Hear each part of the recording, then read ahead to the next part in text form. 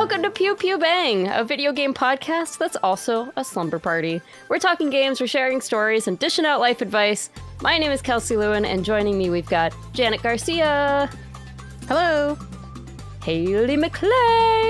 I've been doing that lately to start podcasts because it throws everybody off. I've noticed, I've noticed that. It's good. Yeah. It literally and Sarah Podzorski. Wait. I'm introducing Sarah. Sarah Podzorski. Oh my. Hello, everybody. Hurry, Sarah, hurry. The gate's closing. Indiana Jones, you're the boo-boo under the door. This week we're tackling a very requested episode, so I hope you're all hungy-wungy gamers. Yeah! We're going to be talking about cooking games. Woo. Cooking mama. Let's go. Yeah. I promise I'm not going to have a big housekeeping monologue for every episode, but this one is important. Two big things happening on this episode. One, we have got our first ad sponsor, and we are rolling out a Patreon-exclusive pre-show. So, long story short, if you subscribe to MinnMax, our network, at the $5 tier, you will not only get the ad-free version of this show, but you will also get a very chaotic pre-show that we just recorded that we're calling Sarah's Loaded Gun. And we will not explain further. I'm not going to explain. No, I should explain. That makes sense. I feel like I should explain, Sarah. It's in the name. It's in the name. Sarah so I should not read the second part here that explains what Sarah's loaded gun is. I guess you Let's not disrupt her flow. Let her continue. Okay. Well, okay. For the past couple of weeks, Sarah's been bringing us a loaded question to discuss before the show. And we're excited to finally share them. I'm not actually sure how we're going to do the first two that we've already recorded. I don't know if we can release them as teasers so people... I think they'd be fun as teasers, yeah. I think we'll do something like that. So, don't feel obligated to support the show financially if you can't. But if you enjoy the show and want to support us, sign up at patreon.com/MinnMax with 2 N's. The $5 a month tier gets you an ad-free episode, plus the bonus pre-show recording of Sarah's Loaded Gun. So, fun stuff. Like we said before on previous episodes, we're not going to take any ads that suck. So just know that ahead of time. But also, if you want to hear the ad-free version, we totally get it. It's at the $5 tier. All right, let's talk about cooking games. Mamma mia.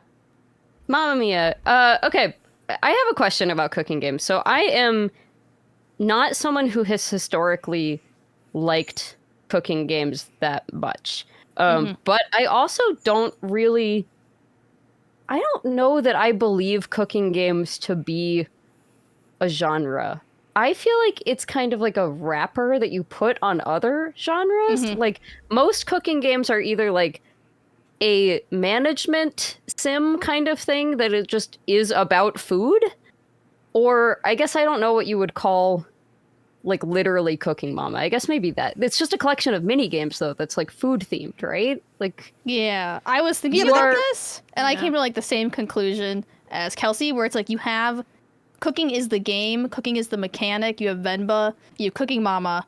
Like the act of cooking is the gameplay, and then you have cooking is a vessel for a mechanic, and that's when you get into like your restaurant sims, you know, you get your like cook serve delicious. It's basically a management game, but the theme is cooking.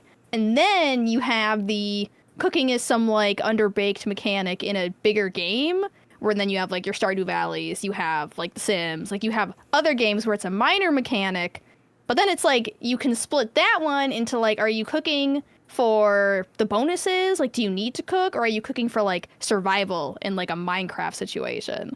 God, so I kind of tried to like chart it out.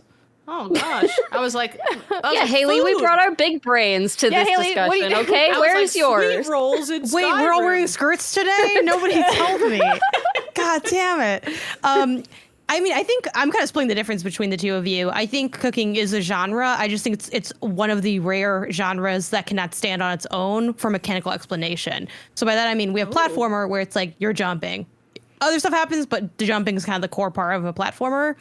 But like we have horror as a genre, and no one really bats an eye at that, even though like, what does that mean? It could mean that it's like a Resident Evil game where you're like looking around survival horror, but it could be just like it's scary. Like, you know, there's flavors of like horror is one of the genre seeds of like Inscription or like Buckshot Roulette, which are like card deck builders. It's like, so it's, and I think cooking falls into a similar category. If you say cooking game, you can kind of envision what game it is, and odds are you're at least partially correct, right? You're probably like preparing food to some degree, and there's some level of there's probably some level of optimization. Like most games, even if they're not like management sims, like, you know, Overcooked, I would think would fall into this camp where it's like part of the goal is to optimize. Like pizza, good pizza, great pizza, like a lot of times you're chasing either optimization or perks, but they are kind of cut differently. And there's, you know, outliers like Venba where it's a narrative game that is a cooking game. But that's kind of where I couch it, where it's like it just doesn't have specific mechanics, but it's still a genre. It's just like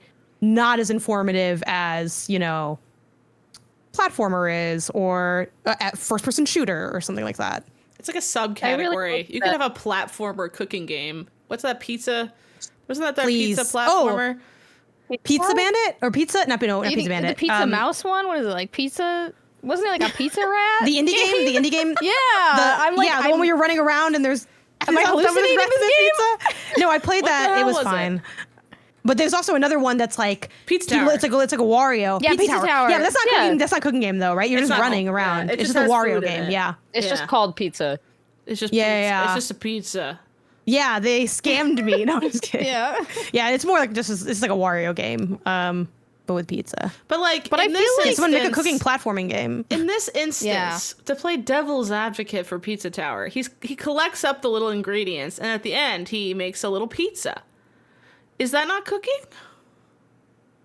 Because that could have been anything, right? He's so disappointed in me. No, the thing is, I hate to tell you this, he is cooking, but it's in a hot dog sandwich way where it's like, okay, semantically it's true, but like it doesn't have any beneficial impact to our real world understanding of anything. But you're not wrong. You're technically right, but that's the worst kind of right you can be, Haley. So like, do you know? That's why I was the devil's advocate, right? Yeah, it wasn't Haley. Yeah. No. Yeah, that was the devil speaking. This was the devil. This wasn't Haley. Wait, Haley, you love Remedy. What is it? You're Scratch? Yes, I'm Scratch instead of Haley. Okay. What's your if you had to like narrow down like what your favorite type of cooking game for all of us is, what would be your preferred? Because I feel like I lean more toward like the management cooking games. Yeah, me too. Where it's like I would love to manage. I like to manage like a cafe or something, but I'm not the biggest fan of like a straight up like Cooking Mama or like, you know, Venba style, like where it's like the entire game is just making food. Yeah, I think I actually don't really like the act of making food in a video game very often. Like, I don't mind the, you know, you put the ingredients together part, or, you know, gather ingredients, whatever. It depends on the game. Like, I'll go on my Animal Crossing shouldn't have cooking in it rant later, but yeah, let's table that. No, wait, table it. Yeah, no, later. It's for later. Table it. I'll get table it. We'll circle back to this. Yeah. stick a fork in it. It's done. Yeah, it would be done. Appreciate the awkward silence. Yeah, I don't think I actually really like doing the cooking part very often. Like, I really liked Venba. Venba's a really great narrative story, and I think it's really well told through cooking. If you haven't played Venba, it's a very sad and sweet family narrative about immigration and the struggles that come with that, and like a family narrative and everything that is told through making these recipes. And the devs even released like a free cookbook for all the recipes in there, which is very cool. It's very cute. And I felt like I didn't mind the cooking in that game, and that's kind of like the best a cooking game ever does for me, is like, okay, yeah, this was fine. The illustration's really nice, so that helped me like enjoy it better. But I mostly was there for the story, and not the, like, I don't know. I probably could have just watched someone play it and had the exact same experience as actually playing it. You know what I mean? Yeah. It's essentially just puzzle. It's just cooking, but a puzzle. It's the same as what order do you stack the blocks in, but with more pretty steps, I guess. But I think, Venba kind of stands out as like the closest a cooking game could be to artistic expression for me. Because all the other cooking games I played, like Cooking Mama or whatever, it's just like, chop the cucumber, and I'm like, I did it. And that's kind of the breadth of which that, or like Diner Dash or something. It's just like, I fed everyone. But yeah, it felt like I learned more about characters through the act of making food, which was a puzzle in this game. which made it feel really unique and fun and like more like, oh, this is art now. You know what I mean? Yeah. For Venba, I did really like the gameplay of it. I will say I gotta be honest, I don't think I've actually played Cooking Mama. And part of that is because like when the streets talk about Cooking Mama, they're like, those games aren't that good. Maybe the streets are wrong. They're pretty I don't know if anyone wants to speak for Cooking Mama. Now's the time. But yeah, I haven't heard like great things about that as like being a fun game. But I really liked Venba as like just kind of a simulator and it being kind of like cozy and cute. And I think I like Venba for the same reasons that I like making potions. Like I'm a big fan of that in games. Like, and it's the same vibe where it's like I'm putting stuff in a pot, it's simmering. Stuff happens. I was gonna bring that up. Is Potionomics a cooking game? Like, is making potions the exact same thing as making food in a video game? You do consume If them. you take your glasses off, it is the same thing. But if you have your glasses on, they are different. Thing, but you lack like the realistic expectations of food. So it's like I know what goes into like spaghetti, but I feel like with potions, it's supposed to be a little more like mysterious, you know? Like you don't know what goes into potions? No, unfortunately, I'm not a potion seller. Not yet. But you are a spaghetti seller. Oh, I would. I think it's fun to like stir the pot. It's like such a basic, but it's like you move the analog stick and it's like stuff happens. I'm like, yeah. Like I find that very like enjoyable to do. I feel like I haven't found a satisfying cooking game, but some games definitely, like I feel like I get so upset if I see a game that has cooking as a mechanic and the animations for the cooking is just phoned in.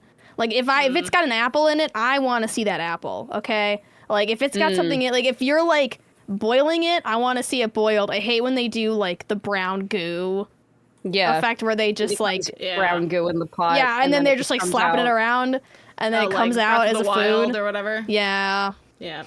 And then it's like, I will say, a beautiful pie. To defend Cooking Mama, they have some of the best, like, they will show you literally everything illustrations in there. There's like, I forget what the game mode is called, but there's a game mode in Cooking Mama where you can like combine different things that you've learned to make, and you just you see it, like it will show you apples on spaghetti or whatever you have made, and it's like it's a really nice illustration, even if it sounds like it might be not so good. Yeah, and they'll like separate out each step so methodically to the point that this is truly a recipe that you can go make. I played the one I'm showing right now is the one on the DS. I think it was just called Cooking Mama. I don't think it had I know there's like dinner with friends or whatever. There's like other ones on the Wii, but I remember No, the first one's just called Cooking Mama. Oh, is this like a remake for the DS? Because it's just called Cooking Mama. No, that's what it's called. That's what I'm saying. Cool. Oh, okay, cool. Yeah. And then I'm agreeing with you, Haley. What's like a port then, right? Like it's on both platforms. I'm trying to explain. My sister and I would always rent from Blockbuster the Wii one. I don't know why we didn't just own it, because we loved the Wii Cooking. I mean, it makes sense, right? Like playing it on the Wii is just the best place to play a cooking game because you're like, I'm chopping. There it is. Is it called Dine Off? I have to cook off. Cook Off. God, we Cooking love Mama that game. Cook Off. I have to just continue my streak like of holding up whatever game we're talking about. Cooking Mama Cook Off. Yeah, it'll be. We'll add it to the list for the Pew Pew Bang drinking game, which I'm going to start making right now as we do the show.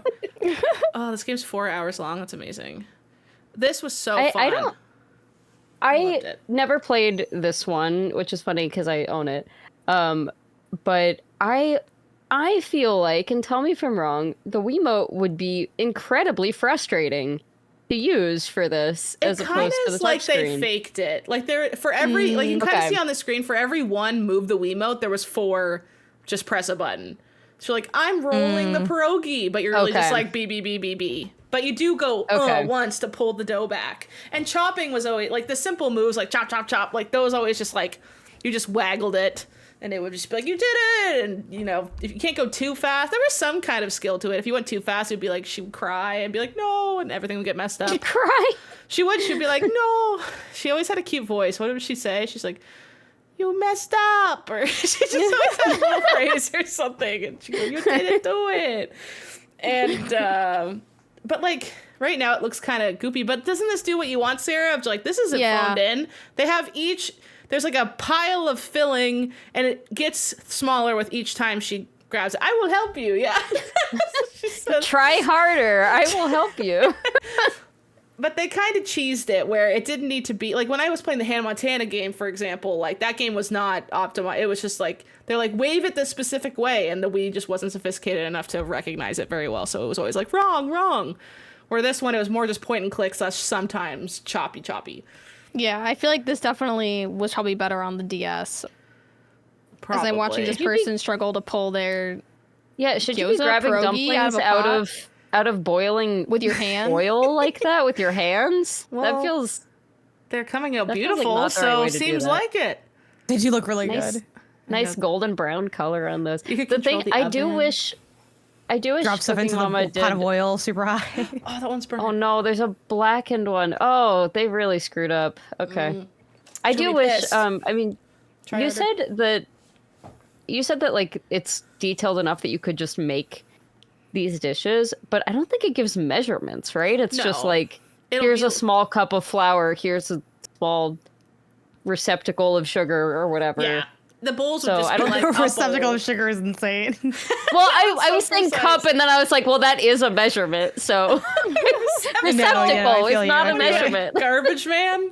It's a vat of oil. Yeah, but it was more of just like, I guess you could find the amounts somewhere else, but all the steps to make it like from step 1 of collect the ingredients to the final, it doesn't just skip a step. Like if you have to cook the rice, you're sitting there and waiting for the water to boil and then like straining the rice and then putting it in a bowl, and she's like, good job. And then the next step is like, making the spices fragrant, and you sit there and you wait for them to be fragrant. Like it wouldn't skip any steps. Like you could, like now she's making popcorn like in Scream. She's just sitting there looking at it. Oh god, it flew everywhere. Also, wait. This isn't really cooking. This is just popcorn. Well, Everyone has to sometimes start adding somewhere. seasonings. The classic thing. Okay. At what point does, like, what would you count that then, Kelsey? Like making popcorn on the stove? Is that's just you made popcorn? It's like it's not cooking. That's cooking. How about this? How about this one, Kelsey? Salisbury steak. That'll shut you up. That's a beautiful recipe. Thought out just for you. So Oh, you have to here, grind the step one, meat? grind the meat, and that looks like a real meat piece of meat. Wow, it's marbled and everything. It's I feel like marbled. I feel like when I was younger, cooking games like Cooking Mama seemed so much more like fantastical to me because I didn't know how to cook as a child. So like I'd play Cooking Mama and I'd be like, what am I doing? Like what is going Yeah. on here? It's true. It made you feel like a little chef. But now when you're an adult, I feel like you have a better sense of how to cook things and bake things. I'm less impressed with a lot of cooking games. It did teach I me some also general feel vibe like- stuff. Yeah. Yeah, probably. Like even right now, like the way I remember I used to crack eggs like with my hands. And then I the think hell? the first time I Wait, saw it was hold on. cool. Your Wait, hands. stop. No, no, Wait, no. What yeah. does this mean? Wait. Can you put the camera Wait, you of would shame? just We haven't bend? used enough. I You don't just normally take- get the camera of shame. Like this. You crack it So, like but this. That's like, wild. Did you have to like shove your thumbs up into little the egg bit. and then pull? I was Okay. a child. So you did it like a thing of Why are bread. you cracking eggs as a child? Well, I was making myself some eggs. That wasn't If that you're old evil. enough to make Self-sufficient eggs. child. I'm trying to find the sweet spot of you guys don't think I'm a dumb older kid, but I'm a cute younger kid who's learning. I'm trying to figure out what age Okay. I was. So you're You're like, lying. I was You're 14. lying. That is So you were 14. You're like, what age would make you not yell at me? She was I'm gonna guess, 27. like, Kylie so Gibbs it's was okay. Fine. Were you actually 9? I don't remember, but I remember I that's still how I feel like used to that's crack kind of young to eggs. make an But you egg, know but I the also thing- wasn't allowed in the kitchen. The thing that taught me, remember Eddie's $1 Million Bake Off? Remember that movie? That's what made me want to No. learn. Was that a Canadian movie? It's a big movie day today. Eddie's $1 Million Bake Off. Elliot? Running to Google right now. Elliot's Is it $1 Eddie's Million $1 million dollar- cook-off? Color cook-off. Yeah. And he made a weird, like, Eddie's Oh my God, No, I I'm think it was sorry, Disney guys. movie. This is an American comedy. I don't We remember should have seeing this, known but about this. And then It says it's Disney. the whole time he was trying to, like, perfect the way to crack an egg. And I remember being, like, inspired. This is a random ass ball. Wait. Sorry. I went to YouTube for this, and the first thing that came up was Eddie deserved to lose the $1 Million Cook-Off. Spoilers from Eddie's $1 Million Cook-Off. Which is really Spoilers. funny. Well, also, maybe he didn't lose, and they're just saying he should have lost. I don't know. I don't know the lore of Eddie's Cook-Off. He was a cooker. Sorry, why did you... Oh, the eggs. I was like, why did we bring this up again? The thing with the eggs is, one, that is insane, but I don't know. I have nothing else to add to that. That was a lot. Thank you for sharing, though. I appreciate that you see this as a safe space to share. Thank Two, you. I want to get good at cracking an egg with one hand. That's something that's been what he does in this kind of movie. eluding me. And at the end, it shows his growth that he can finally do it. That's what Like I can was do it, thinking but not about. consistently. I want to be able to do it like as my default way to crack an egg. I can't find the scene. I don't know if Cooking but Mama yeah. can help me with that or not. I don't You think know, Mama can instead cook of cracking an egg one-handed. with one hand, Janet, you should learn how to crack it like a hibachi chef. Throw it up in the air, crack it on the little spatula. That would be so much more impressive. That'd be sick. We should have. That'd Maybe be we should introduce. so This is cool. like. This is way too convoluted to actually do. So it's a good idea, but I'm lazy, so I don't think I'd want to do it. But we should do almost like, you know how like people's fantasy sports thing, they have like punishments. We should have that, but it's like weird inside jokes. Like someone has to take a hibachi class and like learn how to do the stuff. Yeah, our challenge mode this week was go become a hibachi chef. I got an email from somebody saying hibachi is really actually a cultural thing, Sarah. I got an email from someone saying that. I mean, it is a Japanese word, but I don't know if Japanese people invented the onion volcano. No, it's more of just like But you don't know that they didn't. That tried to a fun version of back home. Yes, as we know, they have Fun? very authentic Japanese meals. Fun's like doing a lot of fried work in that rice. sentence. Yeah, a lot of. And I wrote Yeah. back and I said, "Thank you for this. I'm going to use Yeah. it against Sarah in the next episode." And now I won't name them Signed because by- it's clearly being received poorly. She's so humbled right now, Haley. Yeah. You really you showed her. really got me with that showed one. her. Show some grace about hibachi. and you know, I'll gladly take a hibachi class. It won't even be a punishment, Janet. I would gladly do that for free. Well, that's why you wouldn't get Pay to do it. for We have to it. find something that Damn it. that you wouldn't do. You should do that for Better Quest, though. That could be fun. I know. I feel like how would I film that though? I would say, "Can I film myself in this class?" And they would say no, and then it would just be, "I finished." They'd my be like, hibachi "Shut up, class." you influencer asshole." I What know. do you- I would what's look like a wrong with dick. Yeah. They don't say that. They just think it. There would be no way to not seem like a annoying influencer asshole in that situation. I feel like. You just have to specify it's not for TikTok. It's for Etsy. It's for my mom. It's for Etsy. It's for my mom. She worries about me. It's for my mom. My mom's name is MinnMax. Don't worry about it. Mama MinnMax. Actually, I could probably get away with it if I say it's for recording my mom. But Yeah. is there any kind of other things that you guys have always wanted to do in the kitchen that's too scary? Along with the one egg crack? Well, I Crack egg. Everything. I mean, everything. everything. You Everything. do cook, Janet.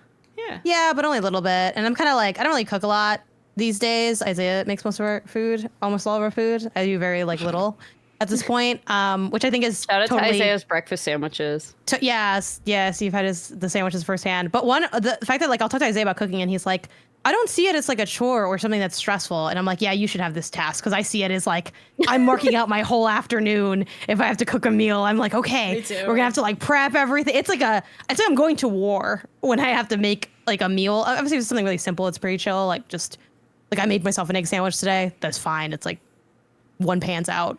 There's like 2 ingredients. But yeah, I think baking is. I mean, it's a lot. I wouldn't say it's too scary, but it's Baking just is like math. it's like a lot going on Yeah. with baking. Yeah. And I it's feel- like high I investment feel into the different. foods because it's kind of like just for funsies, right? I don't need to eat a pie to live unless it's a pot pie, which I can make, That's and I so do make that really true. well. Unless it's a pot pie, then I need Yeah, it. my chicken pot pie, fire, but that's all based on just the recipe I follow. It's just like I didn't really do anything there. I just followed the recipe, but yeah. Oh, do any of you guys have that situation where you find out that like a beloved family recipe is just like from the back of the box in the 60s or Yeah, whatever? that happened to me a lot. Like my aunt used to make this amazing like Christmas fudge.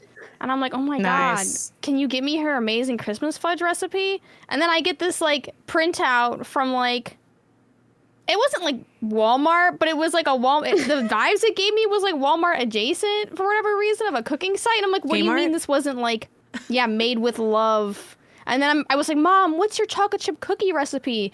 Like, I want to make Mom's chocolate chip cookies. And she's just like the back of the chocolate chip bag. And I'm like, are you serious? That's pretty effed up.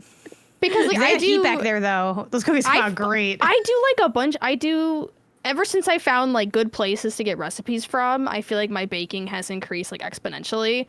And now that I'm older, I realize like the recipe that you read matter so much to what your final result is going to be. If it's not a good, I only trust, shout out to my homegirl, Sally, from Sally's Baking Addiction. That's right. Write it down, everybody. That's right. That is I'm only doing it right now. website I will Literally. get my desserts from, okay? Go to the video version. You can see us all immediately start typing. Everybody because- reached down to start typing. Sally has never let me down, not once, okay? She is my queen. She looks like She has a whole section on apple recipes. She looks legit. Oh, Sally I'm- Kenny. I like Sally. Yeah, Sally will never steer you wrong. Ooh. No, you're like totally right. Like I feel like you need. I would love to develop a good cooking sense where it's like Breakfast again, cookies. my fiance Isaiah, he can just kind of make stuff and be like, oh, what are we making? Okay, we'll do this. We'll add this to make it like this. I can't do any of that. Like I can follow a recipe and like kind of maybe make some adjustments to it here and there, but nothing crazy. Like I can't just like whip something up easily. That would be like also good. I need to kind of have like I need the structure. Do you guys have a like some type of food that you can make without looking at a recipe and that you can tweak on the fly? Fajitas. That's basically mine too. Yeah, I love do making breakfast fajitas. tacos and fajitas, and those I don't need to look at anything for. It's like I can fun do to like but also- chorizo egg tacos, but they're like nothing. It's like 2 ingredients. Yeah. Yeah, I'm like scrambled eggs, maybe? Wait, your tacos No. are 2 ingredients? If they're chorizo egg ones, yeah, it's just chorizo and eggs. Oh, If they're breakfast, like chorizo Oh, tacos I or guess lunch, I guess you can eat that's them any fair. time of But day. you're still preparing. Like, you have to know how to prepare an egg. Girl, I appreciate you. I ain't doing nothing with this. Like, it's not very complicated. Yeah, so I think for the spirit of your question, it would need to have like 3 or 4 ingredients in the mix to be like, I wouldn't say impressive because it's not really the point of the question, but like to be something more like, oh yeah, I can just do this sort of in my sleep type vibes. Nah. And if I did, it would just be me memorizing a recipe. I'm like, even if I could, I would still have the recipe out. Yeah. It's just so second nature. Really? Yeah, I don't. Yeah. Yeah.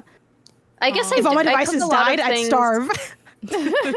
Most of the things that I cook are like fairly uncomplicated things where it's mostly like I'm putting a bunch of stuff in a giant pan, like stir fries and fajitas. Yeah, like the one pan. And yeah, and so that kind of stuff is like you kind of can just, you know, if you mess it up, there's probably still some time to like add new sauces and spices and keep tasting it and being like and adjusting it. So yeah, I mean the like maybe bad part of that is that if someone's like, oh, what's your recipe for this? I'm like, I don't know. I think it changes every time I make it. But I need my emotional support recipe. Because I think that it's a tablespoon and it'll turn out it would be a teaspoon. You know, like I need to see it or I won't believe it. And I forget if I've said this on this show yet, but I go one step further and actually rewrite the recipes in my own words because I find I understand it better. And also like the order, like they'll be like, preheat the oven, chop a lot of things that you're bad at chopping. And I'm like, okay, that's going to take me way longer than the time that the They oven always takes. say Yeah. preheat the oven first. And I'm like, but I don't want my oven to be on for like an Yes. hour. So Yeah. I order it in order of like what I actually need to be doing. And that's so much easier than like rereading. You know, I still like write down like where it's from in case like I need to go back or just to source it to know where it's from kind of thing. But yeah, like I read off my Notion, the translation to my own mind. to your So what like does this mean in my how terms? long Canon you need language, for yeah. things. Yeah, but Okay, also Haley- like the knowing how to put stuff into little bowls. But yeah, go ahead, Eileen. Oh, this Haley, is- whatever you have on your screen here, I just was like, what is that? It looks good. And I Googled it. It's Montana's Antojitos. And I was like, I've never heard of this. And I click on it and it goes, Canadians will know what I'm talking about. Smiley face. So funny. Like, okay. It does look good. What are we looking at? So Montana's. This is the exact photo. This is like from DoorDash. This picture of the antojitos over here. So it's Montana's in the appetizer. U.S., you faker. Yeah, I know. We also have Boston Pizza. Like, we just be stealing all your guys' names. And then what's so funny is Boston Pizza, as soon as your guys' tariff started, all of our local businesses have, like, Canadian flags on the menus to be like, we only buy from Canada. In our grocery stores, there's so That's many so funny. Canadian flags everywhere. If it's from the U.S., there's a little cross through it to, like, disincentivize you from purchasing it. We're petty as hell over here. But all as to say, Montana's I and respect Boston it. Pizza were like, we're actually Canadian. Just because our name says Montana does not. We are Canadian. Come support us. Like they had to like double down to be like because everyone Damn. was boycotting U.S. stuff. Well. Look what we have here. But this is like I love Montana's. It is just kind of like one of those. The food kind of gives just heated up in the microwave energy sometimes, if you know what I mean. Like those a Chili's? chains. It's kind of like a Chili's. Yeah. And it's like southern, Okay. like Western style. Like they have a big fake deer head on the wall. And Just like Montana, famously in the Southwest. listen, we're there for the vibes. We're not too questioning about what. No, I love how people think of what America is. It's like one of my most favorite things to do when I go somewhere. I'm like, what do they think's going on over here? We think it's... And it's a little right, but not totally right. They used to have, they've kind of like got rid of everything cool. They used to have like a helmet you'd wear with big antlers on it on your birthday. And they got, the other day while I was This there. sounds like a sitcom restaurant. It is like a sitcom restaurant, but now they just have a cutout you stick your face through. We're like, lame. Like what happened to the, probably post-COVID, they got rid of the Losing helmet our culture. that everyone Yeah, that's shared. kind of fair. Yeah, and they used to have ads with the two, God, I actually kind of forget what that looked like. It was these two talking, like one was a Buffalo, Montana's ad, 2000s. I want to show you guys. So, yes, If we go to Canada, should we like go to a Montana's as like it's not good this enough. is real you guys Canadian you culture? guys will all make fun of me because it's not. It's just fine. But I just like it's like. Wait, kind are of you eating nostalgic. those sundaes out of like Pyrex measuring cups? Sure, I don't. I've never had a sundae from Montana's. like in your life? From Montana's, never but mind. they used to, and they'd always have this moose and deer in the restaurant. So it's like the celebrities from the ad is here. Wait, were they animated? Were They like weren't animatronic. No, at okay. least the one. Thank where you for I knowing what I lived. meant and not literally animated. Was the moose supposed to be you and the deer was supposed to be the U.S.? Maybe. Like the moose is Canada, the deer is the Oh. U.S., and this is like a cross-cultural exchange. Even though obviously, do not leave a comment saying that moose exists in the U.S. and deer exists in Canada. I don't want to read it. No, they don't. Sarah No, says, let's get it's ahead not of the true. controversy. All that is to say, I'm getting a little sidetracked because I'm getting nostalgic for the 2000 ads. Look at how old this is. This looks like it's from the 70s. This was 2009. Oh my god. Yes. That's just because Canada is so far behind. We only us. got- I was literally gonna make the same joke. Yeah, 2009. Canada didn't get the 70s until like 1988. I don't remember the measuring cup Sunday thing. That's a little bit weird.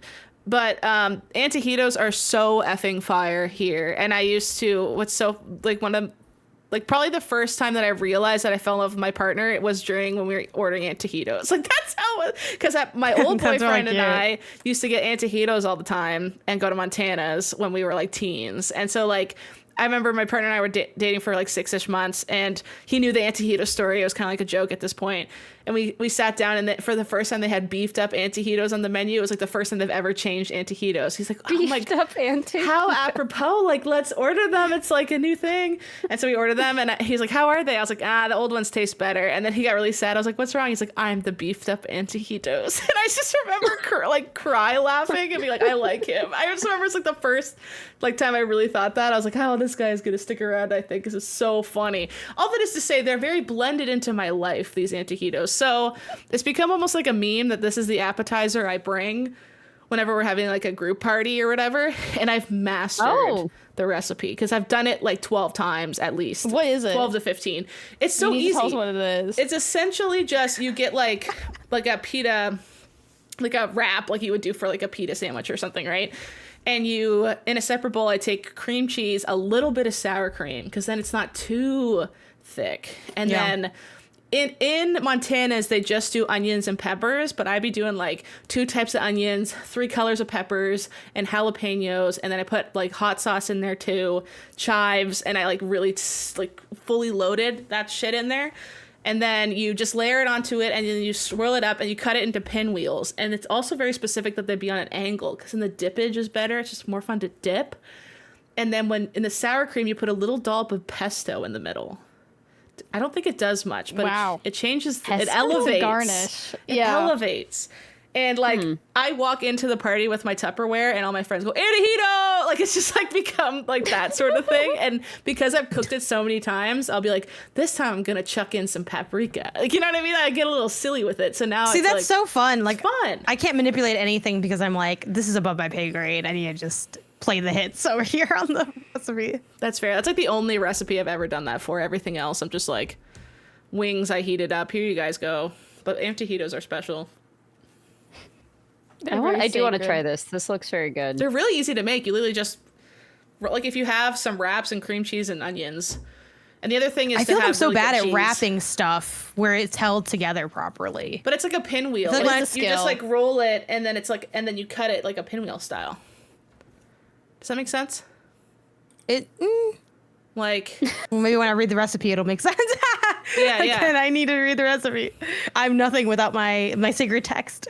But this is my favorite kind of recipe, though, where it's just like, put a bunch of stuff together. Okay, there's like basically, I want there to, or the baking is all at once. Like, what trips me up is when it's like, okay, do this little part, then set it aside. Now do this part, and that needs to go in the oven while the other thing is simmering on the stove, and the other thing is being, I don't know, chopped up in your food processor.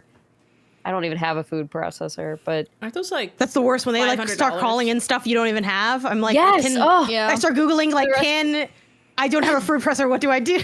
And they're like, I don't know. Do you have a blender? I'm like, maybe. Do you guys have a recipe like that that's like your staple at a party? At a party? Yeah. Buffalo chicky dip or something?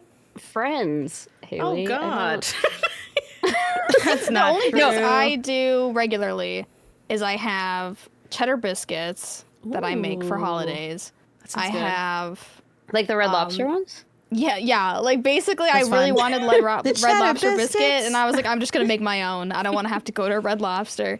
They sell a Red Lobster branded cheddar biscuit mix. It's actually pretty good, not gonna lie. Okay. Right. But my other ones are homemade. Damn it. And then for the fall, I do like a pumpkin cake because I don't like pumpkin pie, but pumpkin cake, 10 out of 10. Sounds good.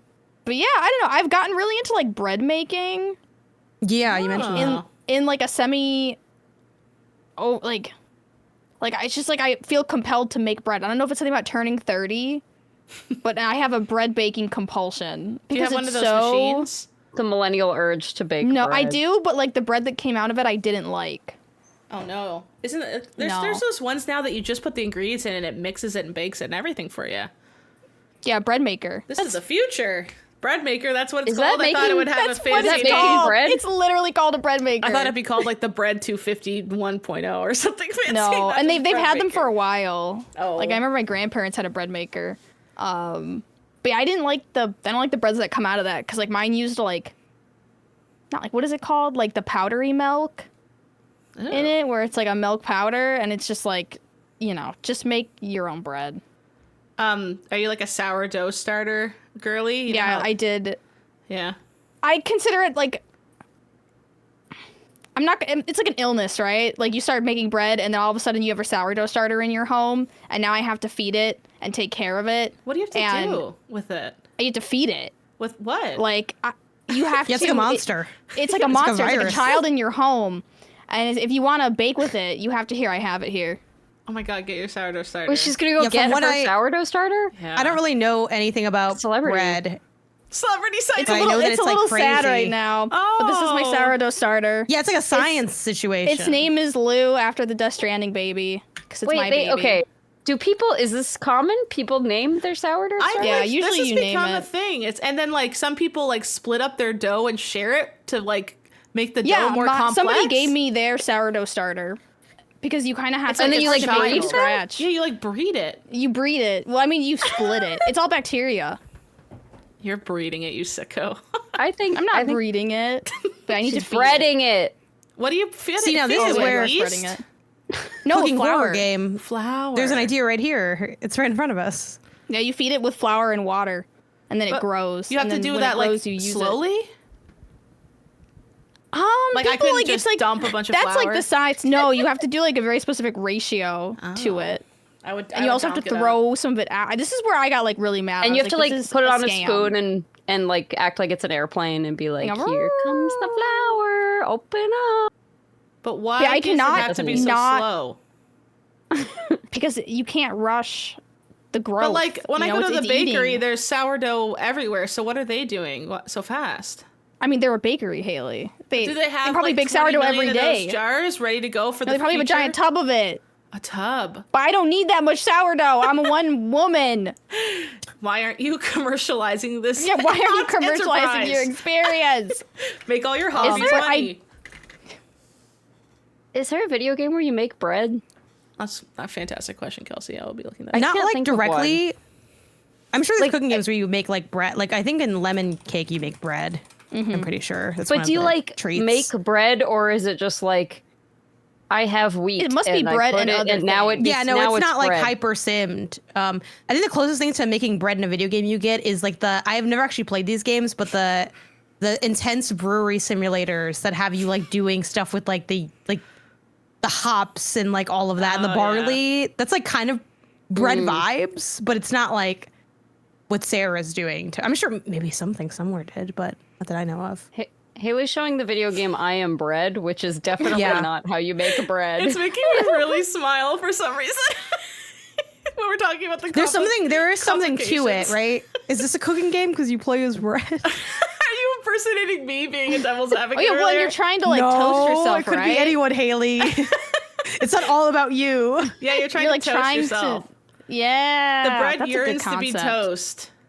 I Am Bread, because this is what it's called. I Am Bread, right? I Am Bread walk so Untitled Goose Game could run, because it's kind of like similar vibes. Yeah. Low key. Wow. I think that's Like true. silly things, silly sim. It's true. Although I don't think in I Am Bread do you like bread past people? Like No, it's like an isolated you're experience, just I think. in an You're just isolated bread. yes. You're just there bread. kind of like There's no one there to fucking shit witness up. you being bread. I No, Am but that Bread doesn't mean that first looked you're less 10 valid. years ago. It was just like, Wow. what's What's the top comment on this? We're so silly. What's the top comment? Guess. I feel like I'm watching this in 20 whatever. I'm watching this in 2025 or something. First comment is I am egg. Not the best. When what year is that Whatever. from? Wow, that is 10 years ago. It is giving 2015. 10 years ago ago. humor. It's giving 2015 humor. Lol, for sure. random. I am egg. Yeah. Ew, the bread's in the toilet. You guys, this game's disgusting. That's gross. I don't like that part. No, I'm done. Now he's shredding I'm on a done seeing this now. skateboard. Maybe this game's pretty sick. This is the closest we'll get to gamifying Sarah's sourdough starter.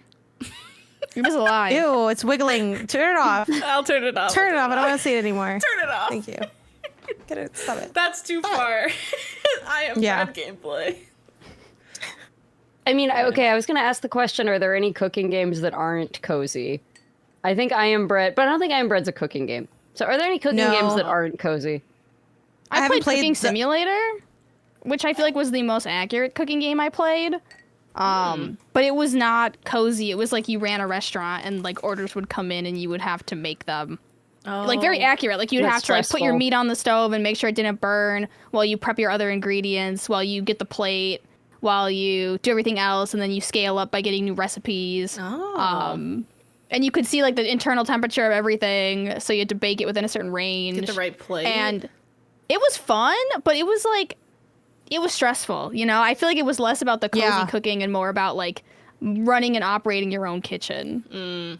Yeah, that's what I go to cooking games for, honestly. I mean, I like Venba's cozy vibes, but I like the stress of the cooking because it's like that's real. That's my experience cooking. It's like a stressful time, so it's like give me that good stress. But it's also, I think the ultimate power fantasy that I get out of games is being able to have a task and then complete the task. Yeah. That's kind of what I really love games for. Is the fantasy and escapism for me. For Exactly. real. So it's like, ooh, look at me. I'm making. No one's ever filleted like me, motherfucker. But it's like, But you know, it in still has to reality, be you look at like- my house, it looks like shit, you know? But it's like, okay. But it still has to be like stressful in order for you to feel accomplished. Has to be some friction. I think the stress, for I think a sure. little bit of stress is like, ooh, like, am I gonna make it on time? Or like, how optimal can I get? And like, that's where's the table excitement. 12? Where's table 12? Yeah, like, and you're like, the idea, you don't understand. I've been trying to optimize my life for like 20 years. So it's like the idea of being able to really just like zero in and do it. Like, hell yeah. I remember playing the Gordon Ramsay Wii game. That was another classic. Oh my God, I gotta check that stressful out. cooking He had a game. Wii game? Oh, of course he did. He's so realistically rendered in this gameplay footage Yeah, you're look at scrubbing him. through. Look at him. This was like the era where, like, for no reason, part of the game would look hyper realistic, and the rest looks like not at all. Yeah. It's honestly a it's scary the aesthetic. Wii. I don't expect it to look hyper realistic, but yeah, I guess that just makes it more jarring when there's like Yes. one model that they made really hyper. They're like, look, the Wii can do this. It's just takes a we lot don't of really time. want to. Yeah. In 10 years, this is going to be the new visual aesthetic for like for indie games. You know how like that's everyone's so getting weird. PS2 aesthetic? Yeah, there's not gonna be Yeah. PS2 anymore. That's New weird. PS2 aesthetic, the Wii. Does that okay? So right now, like PS1 is becoming kind of the go-to aesthetic, like N64, PS1, and Yeah, PS1, I I am, meant. I am like retroactively finding that to be cozy. So Yeah. like, are we going to hit a point where the Wii aesthetic like looks really cozy? I Yeah. think so. I'm already kind Are of we- feeling am it I- looking at Not gonna- this. yeah, I know. I'm looking at this and I'm like, kinda It's cozy to me. literally guaranteed. This is just time. This is Gordon Ramsay screaming at you, and I'm like, oh. I'm like, This oh, is I like love how low waisted co-op. is coming back into fashion. But like the and cooking guess what? in In this 10 game, years, I high don't rise like is gonna be back. because like you just click the Ew, I don't button like and that now all spinning. the ingredients are like Yeah, spinning around in a it's- tornado for a series of time. It's You know, like barely that's not cooking. enough for me. I need It's more. more- Tornado's kind of awesome. I want to carry, though I don't just like, well, I guess there's some games where you kind of just click, like Cooks Are Delicious is a little bit more like, how fast can you click and drag? Yeah, I like Cooks So Are I'm- Delicious, but it's too hard. I also like it. The art is like really ugly to me though. It's very like intense. It feels like they upped like the grain on all the art assets. Like it's kind of Yeah. like jarring to look at. But the gameplay is like super rad for Cooks Are Delicious. It's very fat, very stressful. It's probably the most stressful cooking game I've played. Cooks Are Delicious in terms of speed. But yeah, I enjoy them the most when I'm like somewhat involved. Ideally, like in a semi-simple way. Like I want to walk around, pick something up. Maybe I do a little chopping. Maybe I'm sizzling on the stove. But that's kind of it. I don't need to like hyper make the item. But I want to be like, We you know, played again, like that an game- overcooked kind of vibe. You We want both some played Lemon steps. Cake. Remember Lemon Cake? Yeah, I thought that I had love good- lemon cake. A good That's such a good cooking name. mechanic. To Yeah, That's I a really agree. good name, like cozy name. Yeah. Yeah, just this was know- a cozier version. But it's like some cooking games, you're just controlling the mouse, right? And you're juggling that way. And then Lemon Cake is that like you play as a character and you're running around in a kitchen situation. And you have chickens I for some reason. have only wanted to talk about this game. So, okay, so what's great about this game, and literally everything about this game is good except for, I think, your movement on your, like, walk. A little slow, a little sluggish. Other than that, and the bug catching is, like, whack at night when you're cleaning up the restaurant. Everything else is fire. It's super cute aesthetically, and it expands really nicely. Like, I love a good, like... Again, you're increasing the optimization. So like in the back, you can get like chickens and then that allows you to have eggs. So now you can bake stuff that has eggs in it.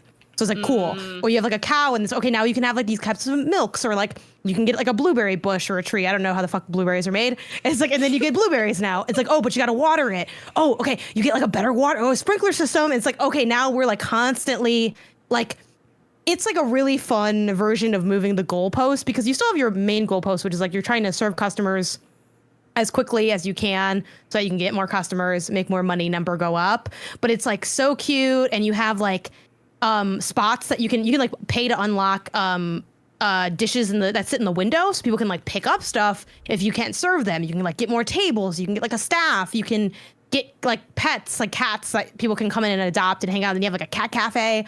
It's so cool. Cute. I love this game. I've been playing it slowly since it came out, like on PS. I played it on Steam Deck first.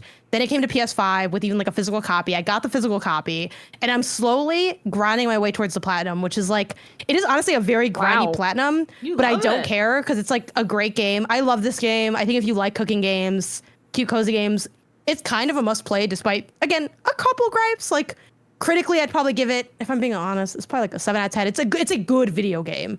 Yeah, but like it nothing does- else it is kind of does lacking a little bit. what it does as good as it does. You know, like it doesn't have a lot of Yeah. competition in the space, unfortunately. Because I have a game like this. Mine's Traveler's Rest, where you run like an inn. Oh, I've been That wanting to game play was that. fun. It's so good. That's 10 out of 10. If you haven't played Traveler's Rest and you like management crafting RPGs, you have to play Traveler's Rest. But only a small part of it is cooking, right? And the rest is just like Yeah. scaling up your inn, scaling up your other services. Yeah. But yeah, I love that like the scalability of cooking games. So it's like you start with like a very simple meal, and then as it goes, you can make like grander and grander meals.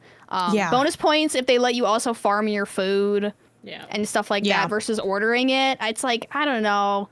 I'm not like snobbish about it, but I love when I can Farm to like table hits different. Yeah, you know, I love when I can farm to table it. No, I kind of disagree. Really? I'm not. Yes, well, as the store owner. Anti-farm to table. Well, no. It depends, but like I do feel like so many of the games like this just scale infinitely as opposed to like I don't always feel like there is a clear vision. It's just like, oh, I guess we could also make this a mechanic instead of just having plates. You have to go gather the ceramic from the mines and then you have to grow your own. But how cool to make like custom I love plates that. though, and then you can design. I think here's my plates I made. It depends, I guess. I mean, you can argue that maybe you're like, if you scratch an itch too much, you just start tearing your skin, and maybe that's kind of the argument you're making, Kelsey. Where it's like, because it is kind of feeding. Because it is, I don't know, I made it up right now, but like it is kind of leaning into sort of cozy sense, like lemon cake, and I'm assuming to a degree Traveler's Rest. It's like leaning into like more cozy sensibilities, where it's like, oh, you like making cake? I bet you also like a cute cow. It's like, yeah, I'm not a fucking monster. Of course I love a cute cow. How did you know? They're like, Hey, speaking of cozy stuff. Just lucky. Speaking of cozy stuff, we should talk real quick about our very first Pew Pew Bang sponsor. Flawless. Does everyone tangent. except Haley have theirs? Sorry, my dog is sitting on mine. Yeah, mine's still on its way. So mine's behind me. First of all, our very first Pew Pew Bang sponsor is Lola Blankets, which is fantastic. But before I talk about the actual blanket, I want to tell you guys a funny story because it's very, I don't know, it's very on brand for us. I saw the ad request come in and we were all like genuinely very excited about this because like we're a podcast. It's also a slumber party, like a blanket, perfect fit, right? Well, there was a little bit of a misunderstanding, and these emails go to both me and Ben at MinnMax. And so he thought that this was for the MinnMax show. And you know who took our blankets? Was a bunch of stinky men. They took our... And me. The men. Held it down, ladies. Don't worry. Don't worry. So yeah, because he was like, first 3 people to respond to this blanket ad. And I was like, that's weird. I rushed to that too. Yeah. I was like, damn it. There was already 3. Yeah, we were too late. So thankfully, the people at Lola Blankets were very, very nice. Thank and they you, Lola also Blankets. sent us Lola Blankets. Yeah, so anyways, with that story out of the way, I am genuinely kind of blown away by this blanket. That's not like a thing that I expected to say. Do you think you have a soft blanket at home? I thought I had a soft blanket at home. You don't.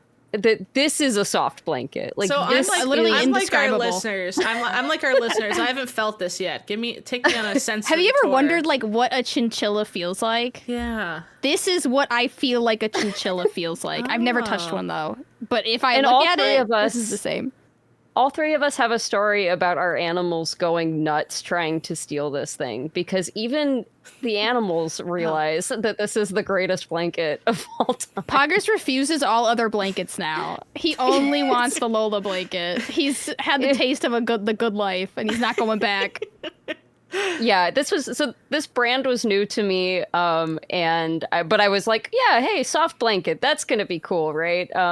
But this went above and beyond my expectation for blankets. So first of all, I should say you can get 35% off of your entire order at lolablankets.com by using the code PEWPEWBANG. I promise you need this blanket in your life if you're having literally any trouble sleeping at all. I know this sounds silly, but like I am genuinely sleeping better with this very soft blanket. I was gonna say the same thing. I felt like it improved my sleep quality. I wish I had been tracked some of my sleep. I wish I had like the analytics like matched up, but I got lazy and stopped tracking my sleep because I got tired of it. You guys are making me want literally mine the now day right away. It's working. It's coming. The day this came in for me, because I think I was the first one of Pew Bang to get it. I was really tired that day, and I'm like, I'm gonna take a nap. And I can nap in the Lola blanket, and then it's kind of like I'm working because I need to do my testimonial later. Yeah, it was the best shift. It was the best shift of my life because it's so cozy, it's so nice. It is also they say don't get high on your own supply, but I genuinely want to I pin this to my Pinterest immediately. Like I feel like this is such an easy gift to add because like I have mine in my bedroom because I don't want my cat to catify it. So I want to get a second one that's like, hey, all of us on the couch, including the cat, can like use it and enjoy it. But yes, it's very luxe. very nice. And it's like, man, it's just nice to have something that's like a really good version of something you already have. That's like the dream I'm always chasing. Yeah, I'm kind of really the luxury enjoying that. version of A just slight anything upgrade in of your things life. you own. It always feels so Yeah. good. Yeah. Aw, And that does make it poggers. the perfect. Oh, that Yeah. does Curl's make in it my the lap because perfect he wanted the gift. Lola blanket. Yeah. Yeah, A lot we of all good colors do. too. Mm-hmm. Like I have Yeah. the blue one, but Yeah. I want to get like a little bit of like a cutesier color. Like I like the matcha one that you have, Kelsey, like the white and green The checkered matcha one. check. I got that The one matcha too. check? I'm excited for I that. genuinely just walk around the house like this sometimes, just wrapped up in this thing. If they ever make It's- robes, game over. Anyway, but I was looking at everything they make. I'm like, I kind of want the other stuff they have, I like the honestly. dog bed. So I really want the dog bed I- for Sable. I feel like that is such an insane luxury for a dog. I want to do that too, but she's worth it. it's I do feel like I'm gonna be getting myself a second blanket before my dog gets one. Sorry, Piroshki. no, same. I'm Love throwing you, my but- cat under the bus as well. The metaphorical bus. Don't worry. Don't get scared. He's fine. I was very tempted to get the dog bed because I used her code, and I said earlier it was $150 off with our Pew Pew Bang code. Yeah. Also, yeah, this code, it's 35% off, which is a huge discount. I feel like with most advertisers, they're like, yeah, get 10% off. So it's like, oh, I guess if you're just buying one anyways. But no, this is a big enough discount that it's pretty darn good. So 35% off your entire order at lolablankets.com. Use the code PEWPEWBANG at checkout. Experience the world's #1 blanket with Lola Blankets. Wow. Also, it's machine washable, which is great. So I'm very excited What about a this thing. no-brainer. So anyways, ad for thank you. us. It's a slumber I party know. blanket. Our first This is ever such like a coupon high- code. Yeah. It's such I'm like just a so- high bar to start at. I'm really excited for like Yes. what's to come. I'm so happy they saw the vision because I literally wrote in. I was like, "Look, we're a slumber party podcast. You're a blanket company," and they were like, "We Let's got get you." Make And then something the happen. blanket ended up being really good. Like that. I think that's that's the key. It's wildly good. Like, I know it's always weird to go long on like an ad thing, but like genuinely when it arrived, I had Isaiah close his eyes and I'm like, okay, are you ready? And then I like placed it on him and it like healed something deep inside of him. Like that's the kind of vibe this can create. Wow. Sorry, Haley, you'll get yours soon. So get Yeah, mine you'll soon. understand. Haley ordered the same color as I almost said flavor as mine. Yummy. It is So matcha, we'll Jen, be, so we'll be kinda matching. Like a flavor. Yeah. No, none of us have tried to chew on it, so I don't know. We have to ask My Pop dog first what it has. tastes He like. seems to like Yeah. it. So, yeah. Anyways, more cozy vibes. Did you have more you wanted to say about Travelers Inn? Or, I'm sorry. Oh, Or wait, what is it No, called? but I think while we're still talking about positive cooking games, have you guys ever played those like multiplayer survival games like Minecraft or oh my god, like have you ever played Have you ever played Have you guys ever played Minecraft? to like Slowly describe Minecraft title. and then be like Minecraft? Well, I'm trying to think of the other one that I played, like the Norse Don't one. starve.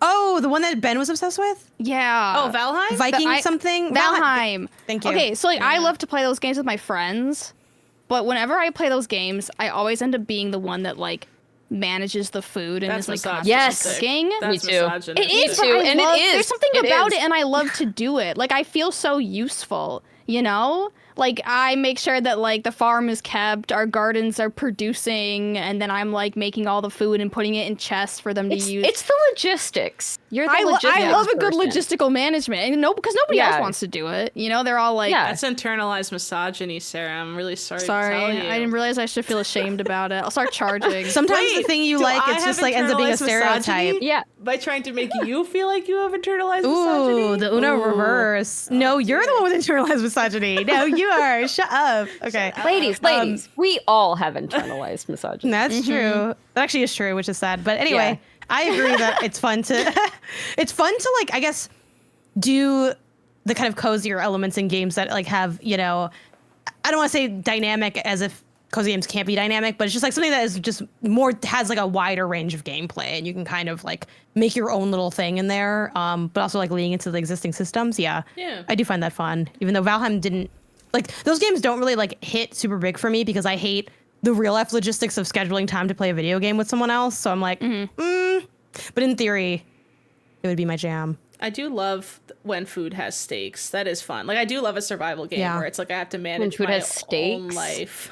Kelsey, Haley, you jokester. You're pissing me off. For some reason, the new bit of just like me getting angry at Kelsey for normal stuff. It's like the new thing that my brain thinks is God, please.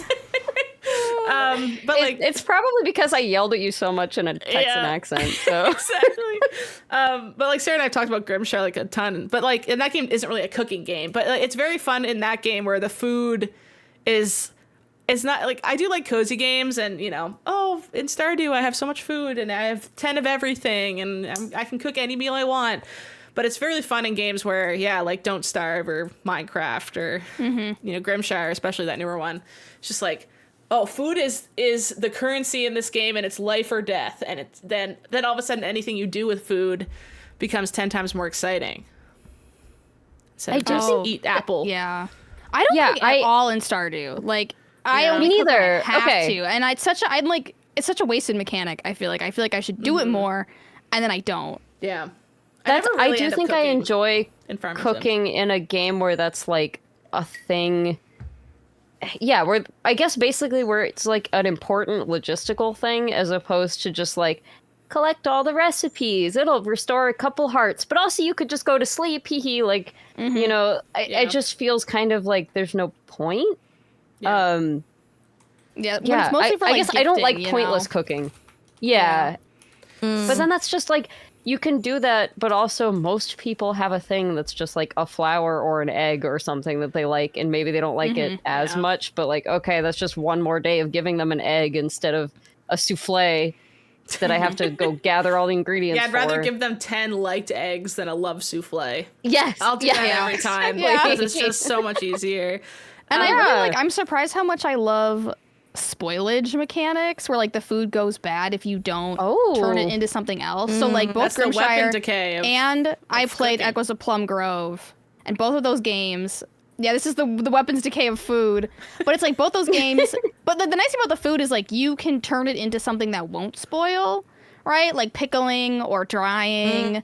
Will stop the spoilage, but like your crops will just like, you know, you don't want them to go to waste and you want to turn them into something else. And I really like that I'm surprised that I like it because I hate like the weapons breaking. Yeah. Do you think it's because it's less like instantaneous, or because you can almost like plan for it while like you can't like solidify your weapon more? And then quick clarifying question: what were the two games you mentioned? Because I want to make sure I have them like Echoes somewhere of Plum in the ether. Or Echoes of the Plum Grove is like that really good Paper Mario farm sim. Yeah, like, I remember. It looks like you're like a little like Mayflower town. The ones from the 90s. What are those little kids? Yeah, the ones you can put in the little bus. Okay, the little people? Yeah, they're literally called little people. Aren't they called little people? Are they literally called that? Little people, yeah. That's you can't say that. That's what I said when I worked in the It's trademarked, Kelsey. It's trademarked. They can. That's, wow. Anyway, thank you for the two games to stick with me. Two things I really want to mention. One, to quickly go back to Lemon Cake, I just want to shout out, I've mentioned the developer before. It's Cozy Bee Games, which is really just Eloise. And I'm guessing, I don't know, Eloise, maybe you got some contractors, girl? I don't really know. But she also streams her development on Twitch, which I think is really fun. And like her games have a very similar art style. And she's the one that made like the Ranch of Riverside that I mentioned, which I haven't played yet, but it's a horse game. So shout out to that. It's fun to like follow her development specifically. But then the other thing I wanted to shout out, maybe this is too tangential, I can save it if we need to, but at some point I need to talk about Bakery Story, the iPhone game I got addicted to for like, I don't know how long it was. Okay, I downloaded it. And then I only played like 10 minutes, and this looks like iPad baby nonsense. Yes, but look up iPhone after it, so you make sure you get the right gameplay. Okay. Here's the thing. I know that I am wildly susceptible to iPad baby nonsense, and so I do not. I don't like. I also don't have TikTok on my phone for the same reason. Wait, like, I would love this. I am a this was my asylum person. I can't damning. have this. This is a little bit damning. No. Okay, I'm not gonna lie. At the time I played it, it felt like it looked a little bit better. I don't know what version, whatever. Okay, look on a little screen. This is 5 months ago. This is gameplay from 5 months ago. I actually think you want to go older because I played it like a long time ago, but it's the same vibe. So you don't have to. You don't have to find. No, it looks worse. But like more nostalgic in the modern eye. But this is generally what the game is. I have not gone to it in forever. Maybe the mechanics have changed, or whatever. But like, I don't know what year I was playing this, but my friend Maggie had got me hooked on this. Like she started playing Bakery Story. I don't know why. She said, you got to get into this Bakery Story. I said, say less. I downloaded Bakery Story. I don't know how long this Bakery Story life lasted, but I was locked in because, and I might be butchering this, it's been a long time since I played it, but I believe there was an element of like kind of real-time mechanics to it. It did have ads, so you could like, pay to speed up stuff. But it was like, it's because it had a real-time element, at least at the time that I was playing. Maybe they've changed it since then. I was like real life, like thinking about it. Like it was, I was like, oh, in like 4 hours, my cake is going to finish. Kelsey disappeared. She couldn't stand it. She couldn't stand the Bakery Story. How many hours did you put in this sucker, Janet? I have no idea. I wasn't counting, That's fair enough. I feel like I played something similar. Yeah, but I loved restaurant it. Management. No, this is a dark hole. And that is just like that I willingly go into. But no, it felt like it would feel so good. Like this was my when we made. This was like the OG like chaotic mobile game that you were just into. And also, I will say, even though like the art version that you pulled up, Haley, wasn't like the greatest looking, I'll admit, the pastries looked really good. Like the that's cake what matters. With strawberries on the top. If the food looks good, it's already like a better game than most. And then I'm like, I'm getting more ovens. I'm like, no one's ever baked like me. Like it was just like, I don't know what is this? This is Cooking This Dash. one is like wildly popular. Okay, what is this? Diner Dash? This is Cooking Dash. Yeah, from also they're Diner valid Dash for this. adjacent. Yeah. Same girl working 12 jobs. Poor girl. Only one ever working on the floor during your shift. It's a sin.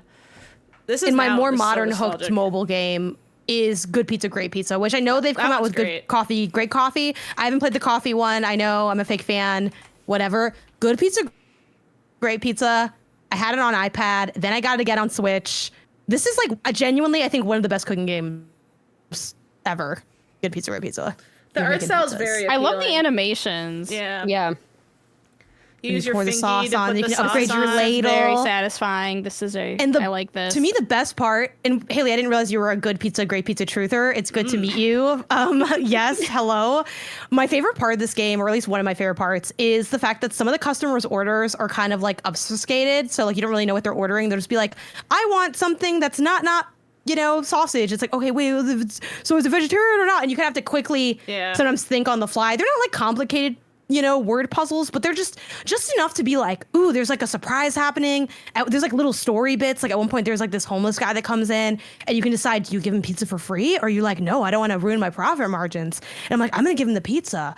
And then eventually he's like, hey, I got my stuff together and like life's good now. And I forgot if he like ends up investing in your restaurant or some shit or what, but it's like, oh, hell yeah, man. Like I remember back when you would come in here and I'd hook you up with slices. Anyway, Haley, what is your Good Pizza, Great Pizza background? Because I got like obsessed with this when I realized this existed. Yeah, I played this until like the whole, the appeal is like every time you can buy new stuff for the background so your shop looks cuter or get more ingredients, or it's that classic upgrade thing. But then what was really good was just, I played it on an iPhone, and it's just like use your fingy to put the sauce on and the cheese, and there's just something there. It just, every time I was like, yeah, I could do that motion over and over again until I'm dead. So, and the fact that there was a polished game on top of that was just like, oh, perfect. I'll just keep playing this until I've maximized everything out. But yeah, I did also like it's almost kind of like pseudo puzzles. Like there's one guy who's like, just me and my girlfriend are eating this, implying that I should only cut it in half.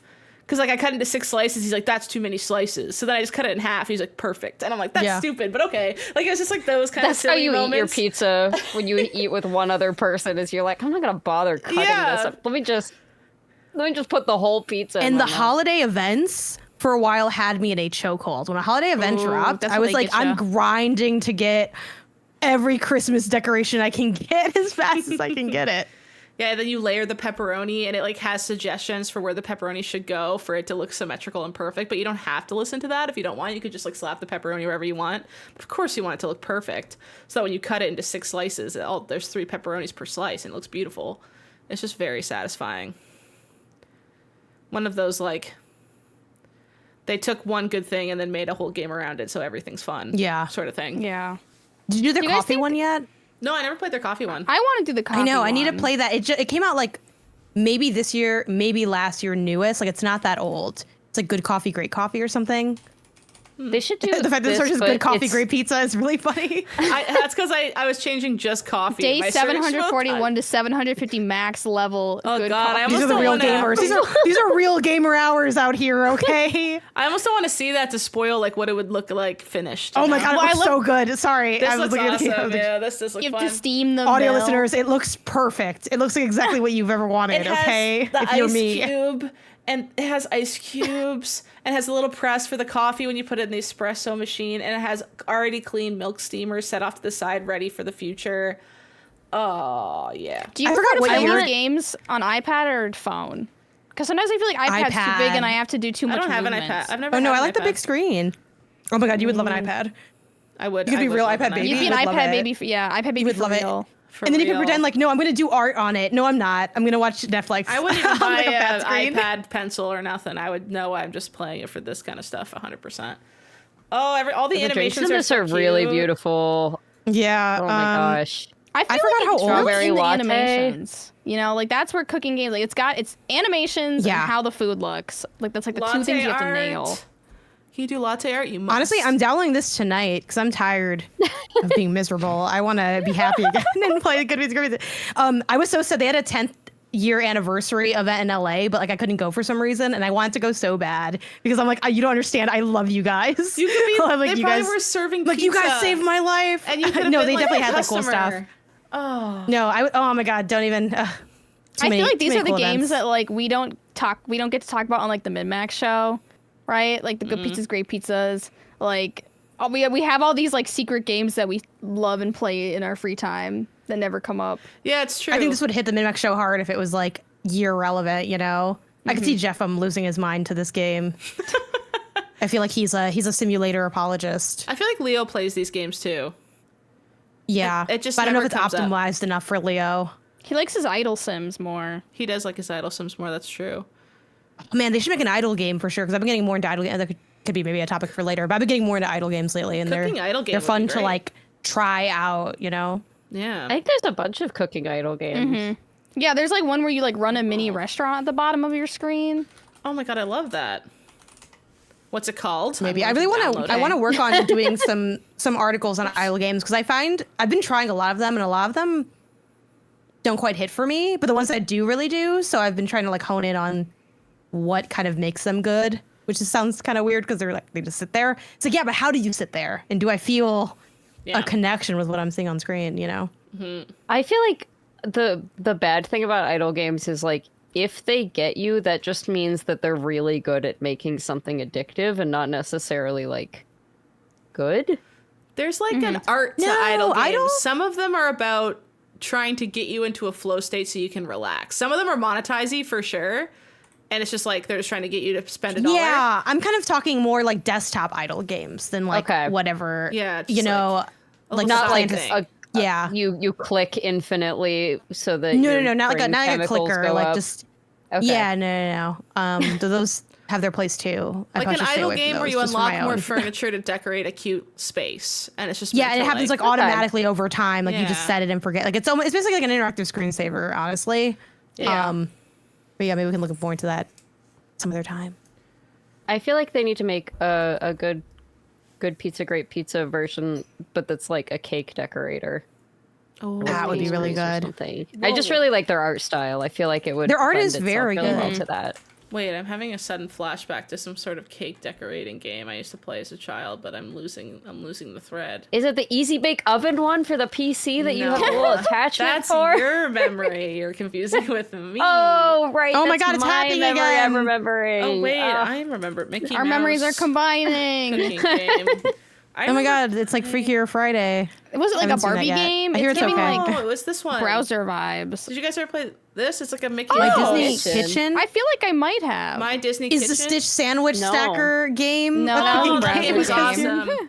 This game was fun because it literally just stuck you in a kitchen, and the whole fun was just like you could make a bunch of different dishes whenever you felt like it. You didn't follow a Okay. recipe, but like you could put the pot on the stove and put water in it and boil it and put spaghetti in, and then when you clicked it, it made spaghetti. Like, you know, you could just like play around almost. It was about learning what dishes were. I think I was very young when I played this, but I remember just kind of like there was a cake decorating part of this, and you just like it was so satisfying because you just, oh yeah, here it is. Oh, there it is. Yeah.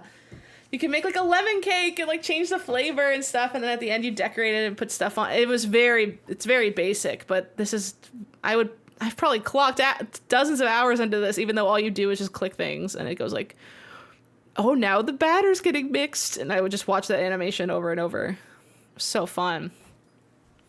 It's crazy the things that like we did as kids, which was like making this cake for hours and hours on end, and then like kids nowadays have Roblox, where it's like a very complex like adopt me like economy system and stuff like that, and you're like, nah, man, I was clicking bananas.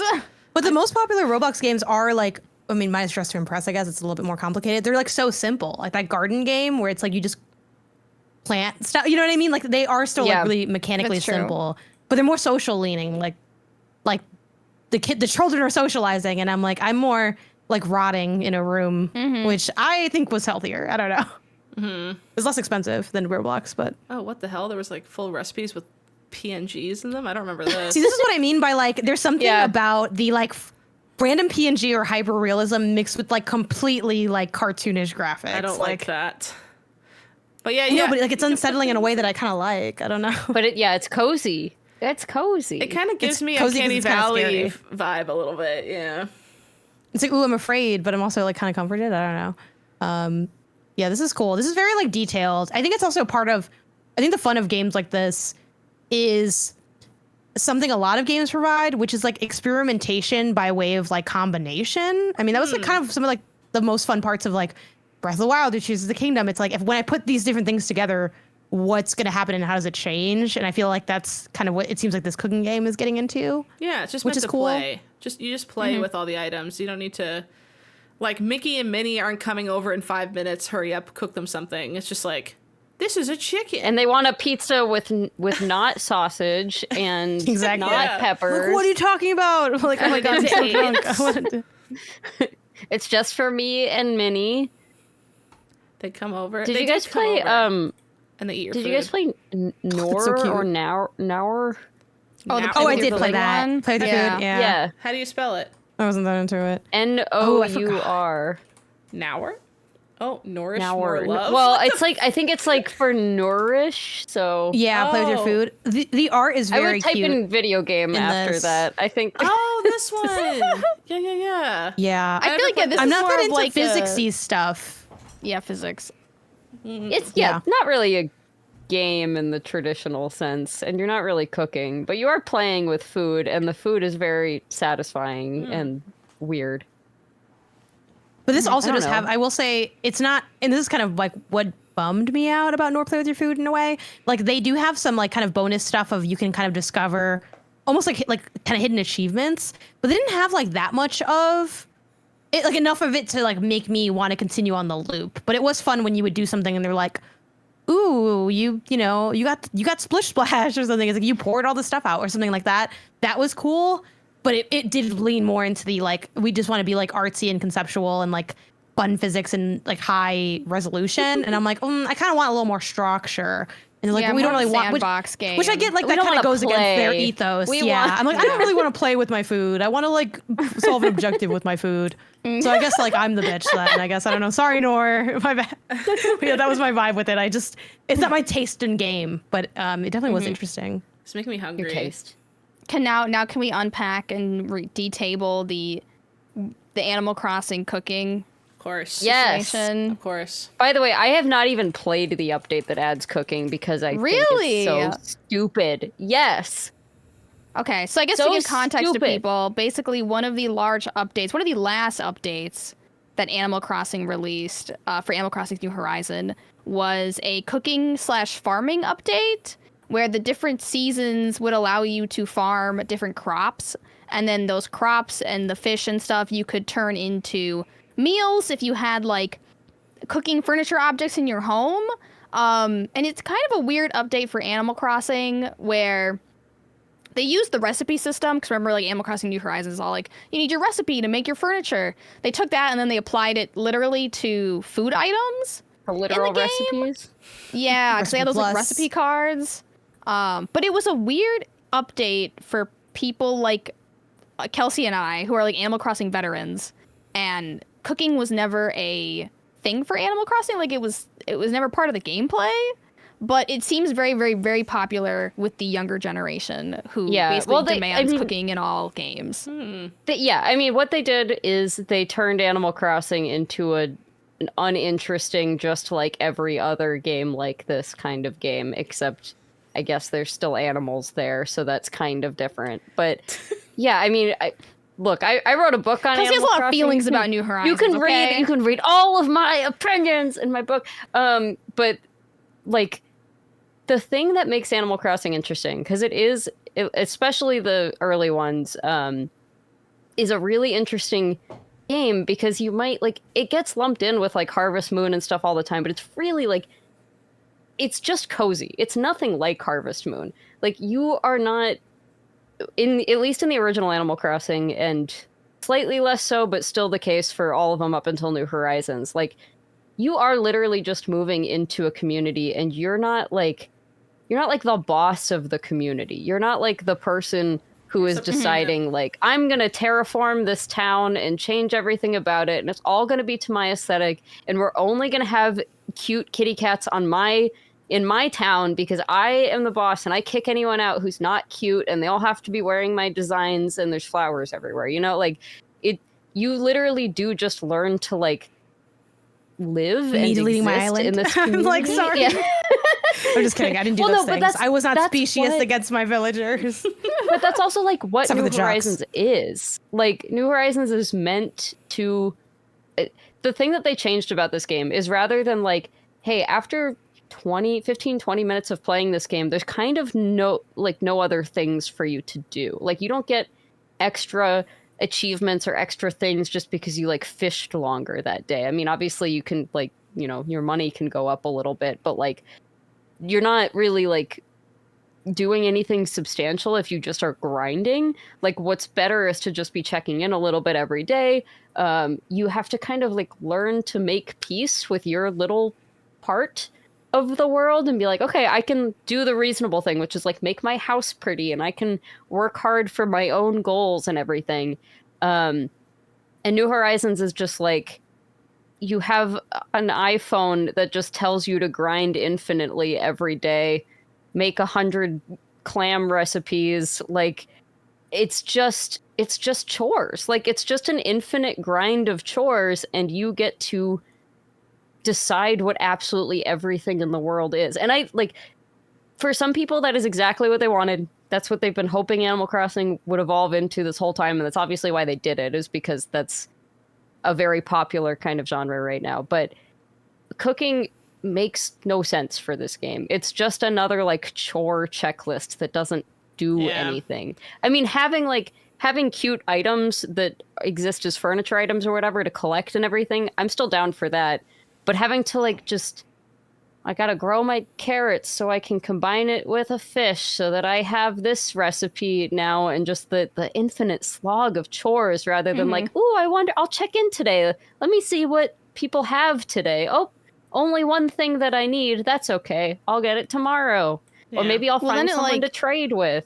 It necessitated the need of a farm, and your space is already so limited on your island when they introduce, like, now you need room to grow crops. So I was like, oh my god, like, we're maxed out. I don't know where I'm gonna put this. Yeah. And yeah, I think the food's really cute, and I know a lot of people. It looks beautiful. Like, it's gorgeous. It's really great. So it's like, I don't mind it, but it's like the extra mechanic of now having to manage a farm was just such a weird thing to, like, shove in at, like, the 11th hour before they were like, no more updates ever. They're trying to pad it out, essentially, yeah. Yeah, with, like, useless content, at least for me. It's like, we're not going to put anything else meaningful into it, so we're just going to add more chores. So, like, yes, your grind is more infinite, but there's nothing, like, meaningful to this grind. It's just, we've added an additional chore for you to check in every day on. And I don't know, it bums me out. I think I've told this story before, but it's so stupid. The night before Nintendo's, like, E3, where they announced New Horizons, and it was clear they were going to be talking about the new Animal Crossing and everything, I literally had a nightmare that they put crafting in Animal Crossing. Oh yeah. And I woke up and I turned to my partner at the time and I was like, this is so dumb, but I had like a nightmare that they put crafting in Animal Crossing. Wouldn't that be so stupid? Wouldn't that be the dumbest thing they could do? And then and immediately they were like, and now you can craft. I was like, oh God. And I don't think they're going to take it out. I don't think No, so of course either. not. I don't think it's coming out. No. No, I'm pretty sure the last paragraph of my book, because it came out before this cooking update, or at least I had sent it to the publisher before then. I think it literally says something like, they'll obviously add cooking next. Like, it's just going to become an everything farm simulator. And I was right. Yeah. So it's a bummer. It just genericizes. I don't know if that's a word. It sounds but right. I think you know what I mean. Like, it Yeah, just definitely makes the Animal chores Crossing thing. generic. Yeah, I think the chores thing is the biggest issue with it for me, where like it, because Stardew Valley is a chores game. A lot of the games that I play are chores game, but I didn't want Animal Crossing to be a chores game. Yeah. And then it became. And that's what made it interesting. That's what made it different than all those other ones. And yeah, I don't hate chore games. Like, if this was not called Animal Crossing, I would have no problems with it. But I think it's because I know it replaces what made Animal Crossing interesting. And like, they're obviously not going to go backwards. Like, they're only going to lean further into this. So soon they'll let you start That's dating my the rant. animals. yes, No, yo, that would require writing some more stuff instead of just making assets. And then, Let's all guess what the next worst thing they could do to Animal Crossing could possibly be. Hunger. I think it's there's just dungeon combat. Oh, mine. Well, that's what the original one was supposed to be. That's Did true. you have it though? No. Okay. It also became a totally different game. So I'm just thinking, that's- one thing, what do other like farm sims? Because Are they going to make it's it more interesting. multiplayer? Are they going to start like server islands or something? I think it's just gonna be like figuring you- that out. I think you're going to pick who moves into your town, and you're just going to be able, rather than it being still sort of a mechanic where you like can Kick them out if It'll you be kill like them get that out. border someone to game, where Yeah. people have to get in with a visa and you say no. Yeah, they'll just walk up Bruce and you'll be Lee's? like, "You're not cute enough." Yeah, Denied. paper, please. Yeah, jock attitude denied. Me. Yeah, that is the Oh, best and part. yeah, I usually you'll be kick able to out. change their personalities too. You'll be like, this cat is really cute, but I don't like the lazy personality, so we're gonna This sounds give like, him a different The personality. smoothing out of everything fun. Yes. Yeah. What was the why am I blanking on the? It's not Pokemon, but it's like the one that it's Pal like, World? Oh, you're not Pal World. If somebody used to Pal Worldify Animal Crossing, That's what we've been asking already for. But have. somehow it's What is in fun. there? You wanted to have Yeah, No, animals- I just yeah, they're kind of gonna want to put guns see in like if there's. Well, I guess the problem with Power World is like it's not really, and people are like, oh, it's poking fun at Pokemon, and I'm like, maybe like one tiny aspect is, but the rest is just like a random game. Like it doesn't feel like it's in conversation with No. it. But I don't know.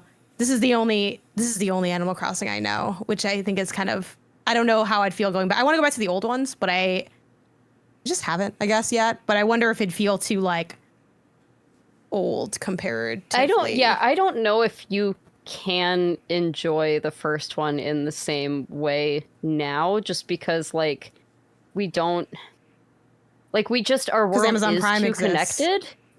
Well, I think it's just a like you are so many things have multiplayer. Like the beauty of the original Animal Crossing was like they didn't have multiplayer, but they really wanted to make you feel like it did. And so the things they did were really creative in that way. Like, writing things on the bulletin board that like, you couldn't play simultaneously with anyone, but you could like do things that the other person playing later would discover. Or if you're like me and you weren't even playing with anyone, you would use those things as like a sort of like a role play. You would like write bulletins to your Animal Crossing neighbors, like That's as if they cute. would read it. I do that And too. you, Desperate for you write social letters. interaction. Yeah, I'd send them letters. yeah. You send them letters like they would actually read them, like painfully really, typed out with a Nintendo GameCube controller. yeah. And so I don't know if that would hit the same, because it would just be like, it would feel very like, why at this point? Like, why would I bother doing any of those things when I have so many games where I just do play with other people? I think my guess is like New Leaf would still hold up pretty good. The 3DS one, because it's still kind of connected, but not it doesn't lean as hard into the, even though you're literally the mayor of that town, like you still it doesn't lean as hard into the like I control every aspect of everyone's lives in this town. They're still kind of mean to you in that one too, right? Because that's the best part. No, they're so nice to you in that game. I want them to be mean. You're the like mayor. the they can't be mean to you. I want them to be like, ew, you stink. Get out of our neighborhood. I want that. Like, yeah. Drama. The writing was really fun in that first game. And it was very, like, I know some people are like, okay, like, they were mean. That's not, that gimmick's fun for a minute or whatever. But it's more like, again, you couldn't kick people out. People would say, like, oh, I hit them with a net until they moved out. That's random. You can't actually kick anyone out. But, like, you would just have to, like, learn to live with people that you don't like or that don't like you. And I think that's a cool thing for a video game to do. And there's just, now with Animal Crossing, you're just like, I don't like this ugly hippo, so he's gonna leave. Yeah. Like, who plays The Sims and it's just everyone's hot and gets along? Like, no, I want fights on the front lawn, and I want cheating on your husband, and I want someone in the local community hates me for some reason. I can't figure out why. Like, the friction is what makes it fun. Yeah. Anyways, that's my Animal Crossing rant. It's a good Sorry. rant. We should do an Animal Crossing episode. Thanks. We should do an Animal Crossing episode. We probably should. We get Kelsey to read excerpts from her book. Ooh, a promo. We should do a giveaway of Kelsey's book. Oh, that'd be cute. We can give away my book. Yeah. There's an audiobook now, too. Oh, I wish you I had a it. good I didn't review do on it. Amazon, the audiobook. Oh, that's good. Kelsey refuses Because to read I didn't those. do it. Yeah, I was Yeah, thinking about the reading reviews thing. I don't remember if they even asked if I wanted to read it, but I didn't want to, like, or to do the audio thing. I mean, that's a skill. I definitely don't. Yeah, that sounds hard. But I you don't wanna talk do that. on... I feel like you would have it because you talk on mic a lot and stuff. I feel like you'd probably be better than you think you are at it. If it's different when you're reading. Yeah. Have you ever read a script out loud on the microphone? That's like a different... Only when we did scripted podcasts. Literally. Sorry, me and Haley share the one brain cell that's shaped like a pepperoni for Good Pizza Cookies, so we're kind of connected.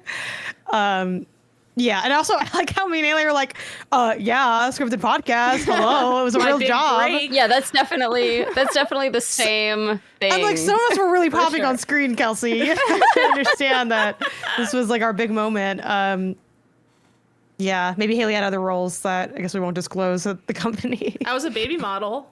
That's not acting though. What? Well, Wait, what? My What? mom. Wait, you were... Yeah. You My one of mom- those cute babies? I was a cute fat baby. My mom was a model, so they would just like she would get paid extra if she did like mom baby shoots, so she'd bring me. Wait, Oh my hang on. Okay, the God, Haley more. lore is crazy. What? This is way better than this looking at Last this Animal time- Crossing peach pie I was staring at on the screen. I feel like last time you were like, oh yeah, my dad's on a boat and he won't answer his phone because he's on a boat, and we're all like, what? Your dad's on a boat and doesn't answer his phone? That's crazy. And now your mom's a model and you're a model? My mom happening? My mom's very pretty, and she was a model. And let me see if I can Cindy Maclean model. I don't know. Oh my Will God. anything come up? Probably not, because it was like when we were kids in the 90s stuff kind of thing. But she, oh wait, she was an ad for MinnMax Mall. Let me find that. That's the one we always laugh wild. about. Micmac Mall. What in Mall? the Canadian is What? that? Oh, what y'all? Mall of America. LOL. Well, what's the Mall of Micmac? Like, Yeah, Burn. she's in this ad. Let me find it. I know she's in this ad. this is wild. Wow, it's a Gosh, commercial. This is like very thrilling Whoa. to see. I think she's in this ad. Is she the one putting on makeup? That's not her, no. She's like doing Okay. shopping, and they're like, more you can buy at MinnMax Mall or something. I can't remember. I don't think this is the ad, actually. Look at this. It was That's this fair. era. But I got the vibe though. Oh my. Yeah. Wow. Is that your mom? The guy Yeah, taking I off just his took shirt? his That shirt. wasn't my He mom. ripped his shirt off. And he was like super jacked underneath. That's It was her. giving like very like hollow. Really? Your mom is Wait, twirling that's around with crazy. a We'll balloon show her on again. There TV? she is. Wow, she's so pretty. Oh, Oh my she's like the gosh. perfect 90s woman. She's like, I was That's literally like- gonna say like Isn't she the very. this This is the like 80s, 90s too. This is woman. 89. Oh, okay. Well, yeah, okay. The late Yeah. 80s, Close early enough. 90s. It's Close close enough. Does enough. the McMahon Mall still exist? Was this Oh, a yeah. local mall? It still exists. Okay, yeah. hell yeah, because no, this will be part Look of at like the how I'm obsessed with balloons. doing like Whee! the tour of people's lives. I'll be like, hey, did Yeah. you know this is the famous Micmac Mall from Haley's mom's shoot that one time? Like, This is the mall that has the giant woody talking tree thing that went viral. If you guys ever Oh, saw that. I know that one. Yeah, That's our mall. Is this in Halifax? It's in Dartmouth, right outside. I might as well just say yes because you don't know what is the Christmas tree? You idiots don't know the difference. It was nice. I kind of like when you pretend that we know where it is, though. If you don't mind considering that. Yeah, that thing is so scary. Ew. This is horrifying. Yeah, it opens Not its your eyes mother. and We it are now talks. looking at a weird. Listen, it's a talking tree. Yeah, this It's is a not Christmas Haley's tree with a mother. big face on it. It kind of looks like Thomas the Train if he was like That's a great comparison. allergic to He was a slang. tree. Yeah, if he was a tree. This I don't scared like the the way absolute he opens his crap out of eyes. me. But this is crazy. This went viral, and now there's a whole store in the mall that sells Woody merch now. Like, he became a sensation. His name's Woody. His name is Woody. He's scary. He kind of like, he has the expression of like, you know, in Squid Game, the doll that like turns around and like, Yeah. you know? He's kind of like looking like that. Yeah. Da, da, da, da. Yeah. And then it was like, the body's hit the floor. Yeah, that part. So there's a person behind with a mic, and kids come up and make a Christmas wish, and he's like, "You'll get that." It's like kind of Santa, but he's tree. I don't know. It was always kind of Santa if he was Canada scary is as hell. so weird. Yeah. Instead Is of this your Santa? you Is have Canadian a talking Santa? tree. We also have Santa, but we also have Woody. Do you guys have Woody? Sounds like you have less than us, actually, when I really think about it. We have Santa and Woody. But yeah, he just sits Haley, there. where's It's a the Everyone loves double where's the threat. store in the mall that sells merch of your mom twirling with balloons? None of that. It's really Damn. upsetting. I know. Yeah, Yeah. This is a There wild she is. Whee! revelation. so cute. And then I think the top comment is, isn't that Alex McLean's mom? Because my brother is the only Oh yeah, I person. forgot. You have like a whole famous family. No, I forgot that you no. live in the shadow of all your other family What's members. going on with no, this? no. Haley's a world famous lawyer. Look at her hair. They're It's a power so family. 90s. It's so 90s and classic. Yeah, and the big gold hoops. I like right here. She's giving. Is right that there. not your dad? No. This is Oh my another God. model, man. That's scandalous. She's giving him flowers and cookies. But yeah, my mom has this great story where I was supposed to be on a billboard with my brother for Bell, I think, Bell Alliant, which is like a phone company or something for us, where all we had to do was sit on the beach and sit on a towel. And then they were going to take like a side photo of us. And it wasn't even like to do with it was just like a nice photo to look at while you think about Belle, I guess. But I was scared of sharks, so I wouldn't go on the beach. And so they gave mom two fake children. And my brother, so my brother really wanted to be in the ad. And so when I wouldn't do it, they were like, okay, well, we want these two other kids because they look more like siblings than Alex looks like one of the other kids. So it was either Alex and me or these two other kids with my mom, and the two other kids. You got let to your do brother it. down. Oh, I did. no. I And- bet he still holds that against you. And it was I on would. billboards everywhere for like years. And Alex was like, that could have been us, you idiot. Like, you know, I say that to me Okay. when we drive by the billboard. I Wait, love Haley. that, like, you don't have to get in the water. You were afraid of the No. sharks while sitting on the beach. It was like way up. Yeah, you on ever the- heard of on street the shark, sand. Sarah? They killed yeah, another dozens. Mattel IP. It's just one of those kind of things. But then, like, I was just like a chubby, cute as hell baby. So, like, they just kind of, mom would just stand there in nice clothes and hold me on her hip. And they'd be like, baby, marketing to moms with babies. I don't know. And then she said she Were would you get on paid any extra. billboards? I don't think any billboards. We were in like ads and stuff for your Okay. kid can have the latest carriage, and mom would just be pushing me in a carriage. I'd be fat in the carriage. That was my angle. I came in a fat baby. Great job. They were. This is every angle that Bottom babies come in chicken, at. even when she Bottom was a chicken, baby. fat baby. I should put that on my resume. A fat baby model. They can ask for my pics. My mom has No, like that's dope. a big book with all her ads in it at home, and we flip through it. It's fun. Wow. I couldn't do what she does. I got too much of my dad. You can do. I nominate you for the Pew Pew Bang model. That clearly goes to Sarah. Let's be real.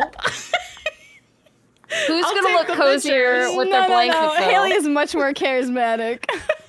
Me holding the big blanket. Lola Blankets. Be the real you, or whatever their ad thing is.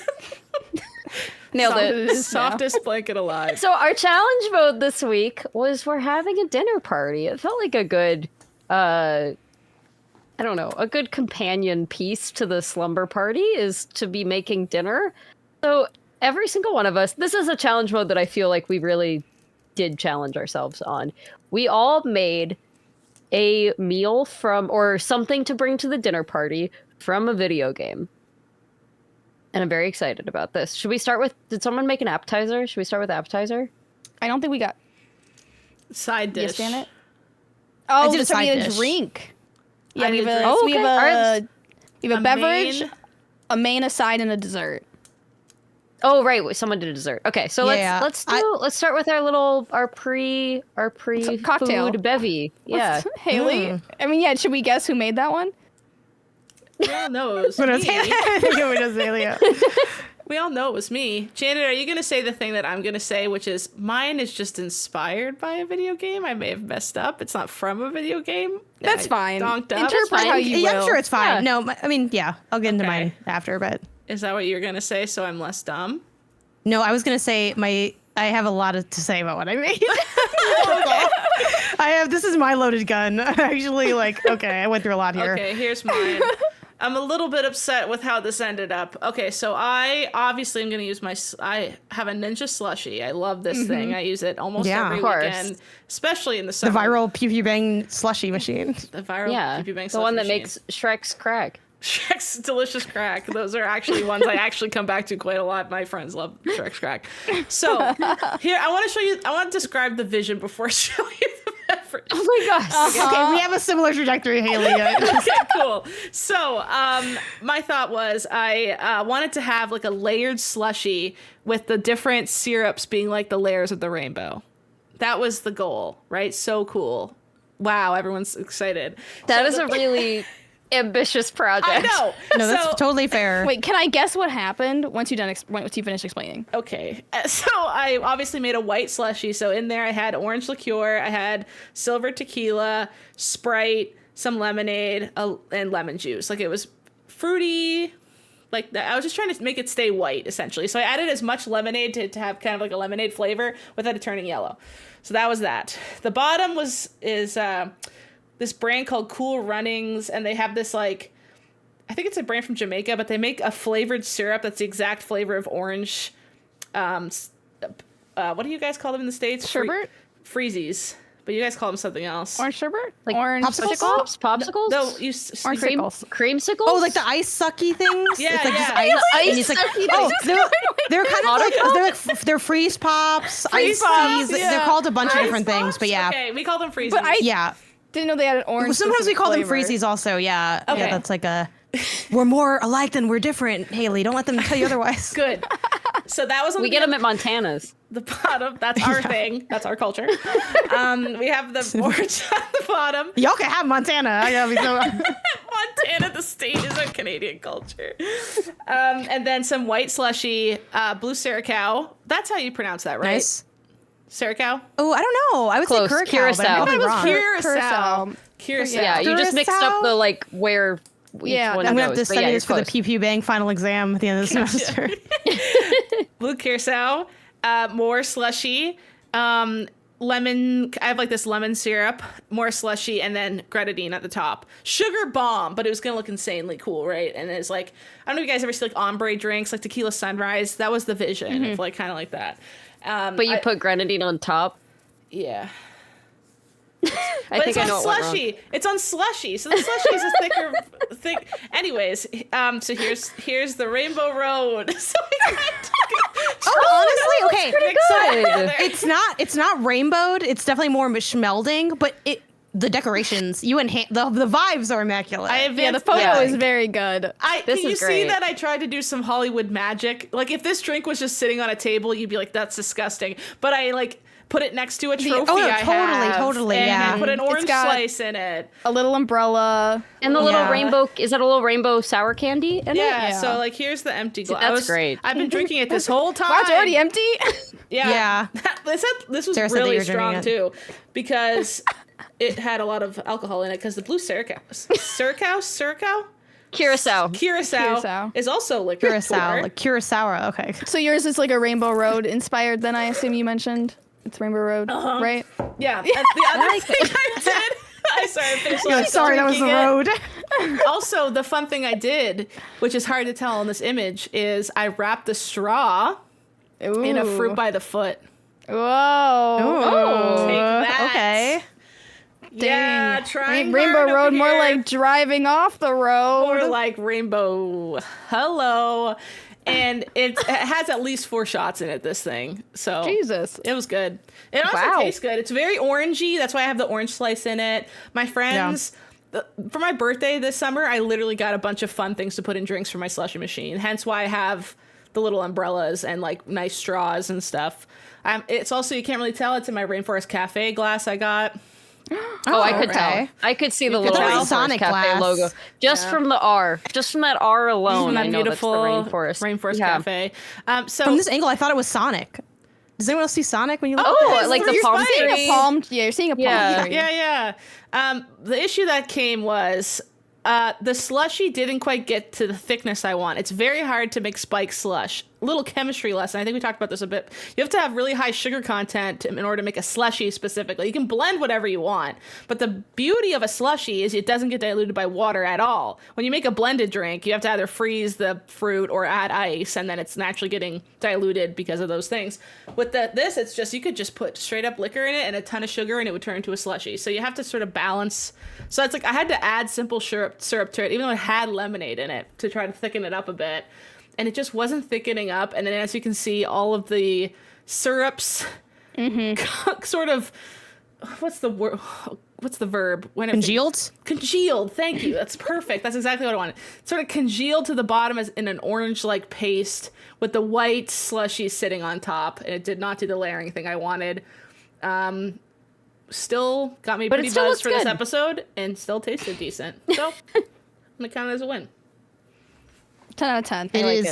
It is perfect that I go next because I too have a sad tale. So the first thing I want you to show, Haley, is like the last 2 things I sent you because they're like the recipe and the picture of what it's supposed to look like.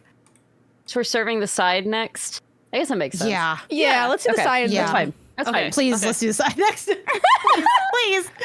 So this is the recipe from it. I just screenshotted it. So this is from a book, which I don't want you to think less of the book when you see what I made. But like the book is called The Legends Cookbook. I'll have to Google to see if it's still for sale, but it's a Breath of the Wild inspired cookbook. Cute. And it's really cool. They like really went ham on sort of like, I'll describe for the audio version, but they have like, the recipe has like, illustrations from like elements of the game. And they have like these really nice photos, which Haley can show their photo next of what it's supposed to look like. I made simmered fruit from Breath of the Wild. And as you can see, Danny, your photo looks really good.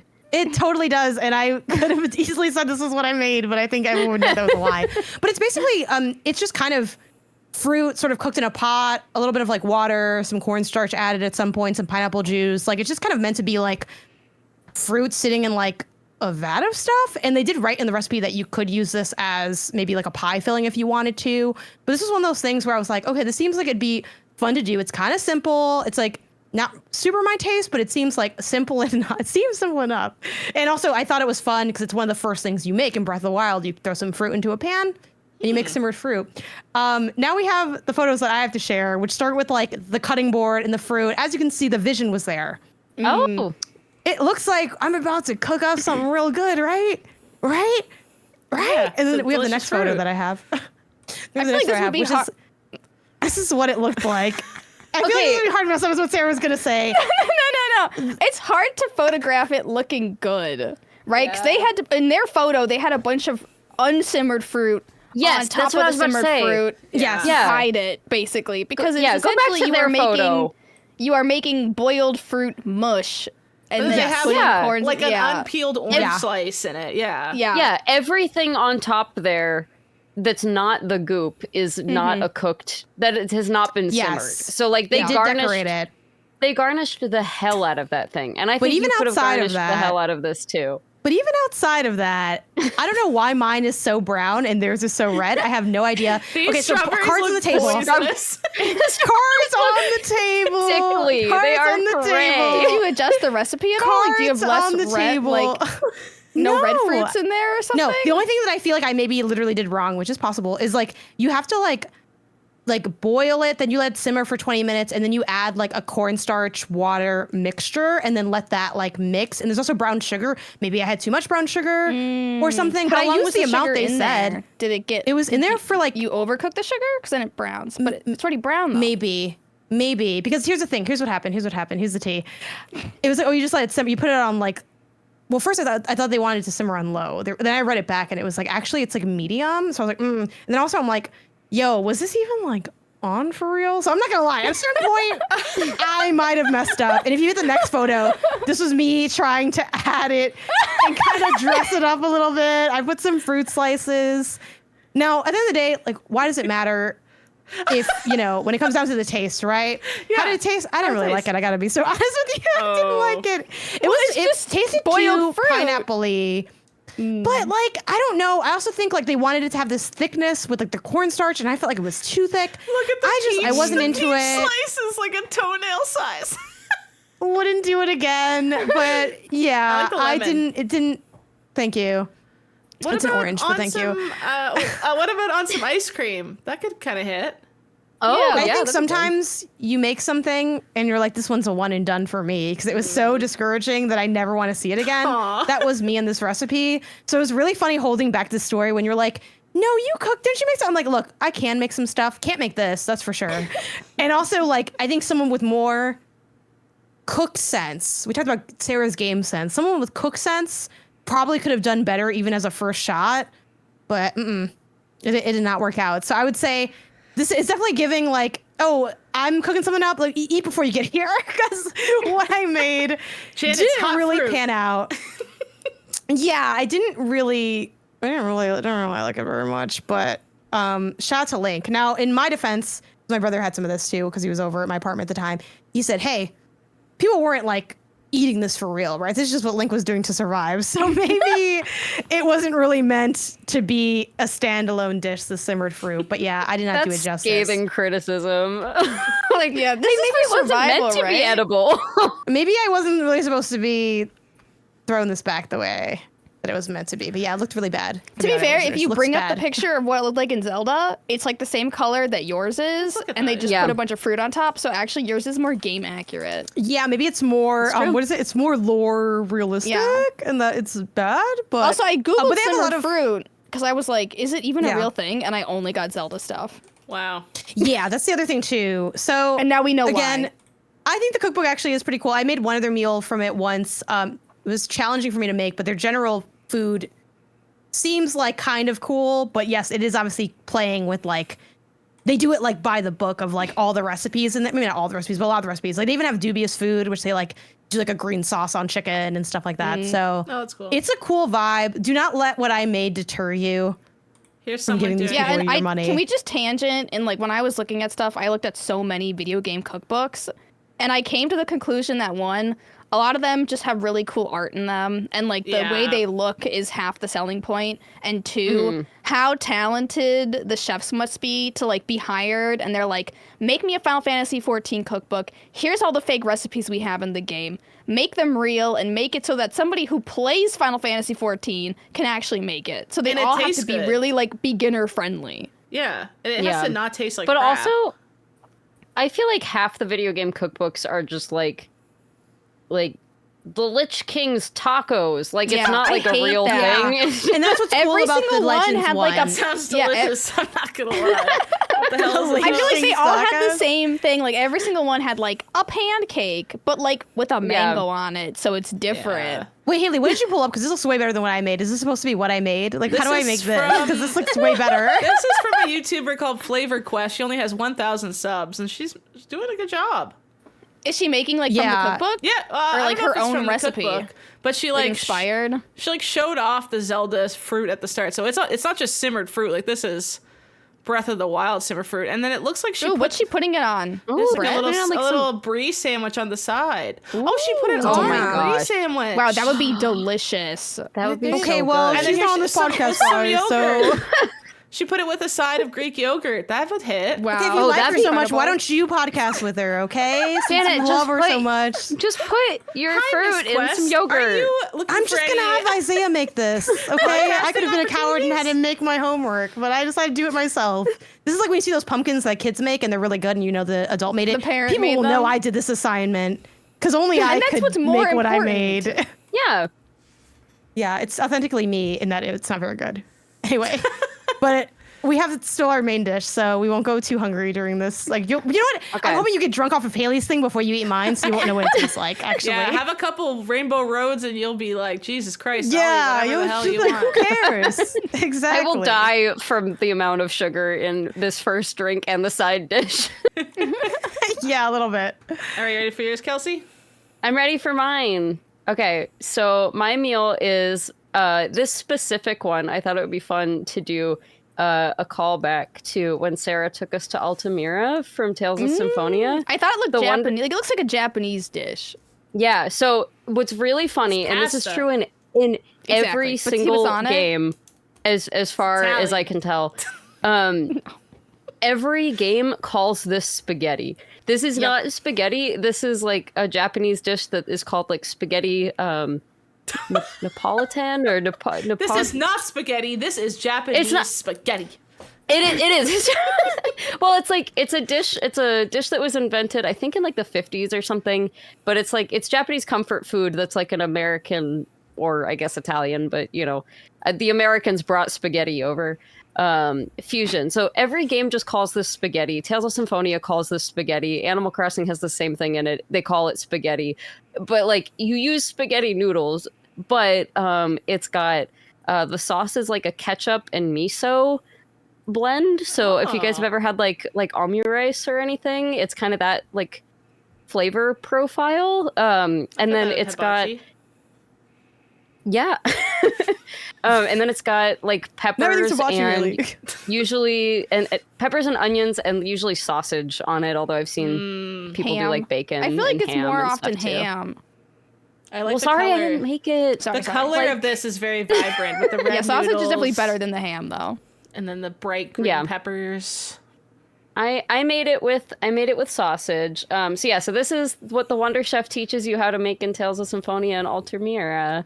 And it's they call it spaghetti. You wanna show my version now? It looks delicious. I think I did okay. Oh, cute. That looks Yeah. really good. That makes me hungry.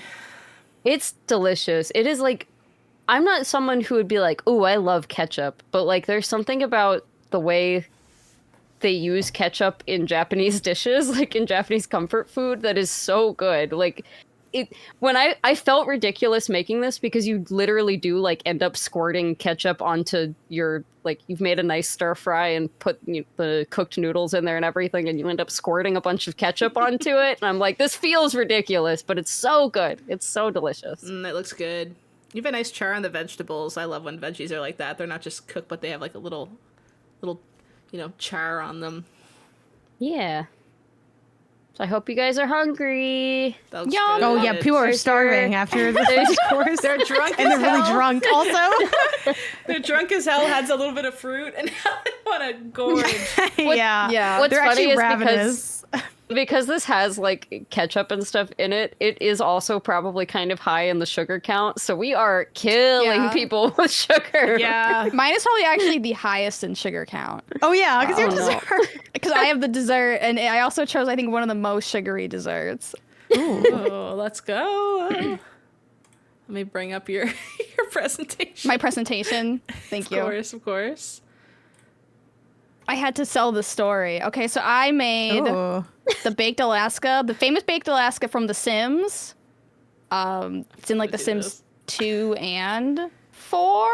Iconic. Yeah, an absolute iconic dish. And ever since I saw Baked Alaska in The Sims, This is like I've always wondered, like, a joke what is how that hard like? it is to make this, isn't it? Yeah.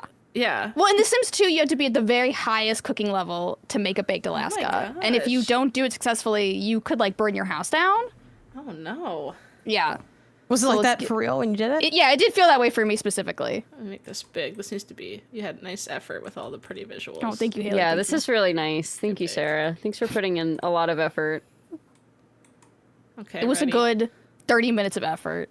Well, the cooking was not, but the presentation was.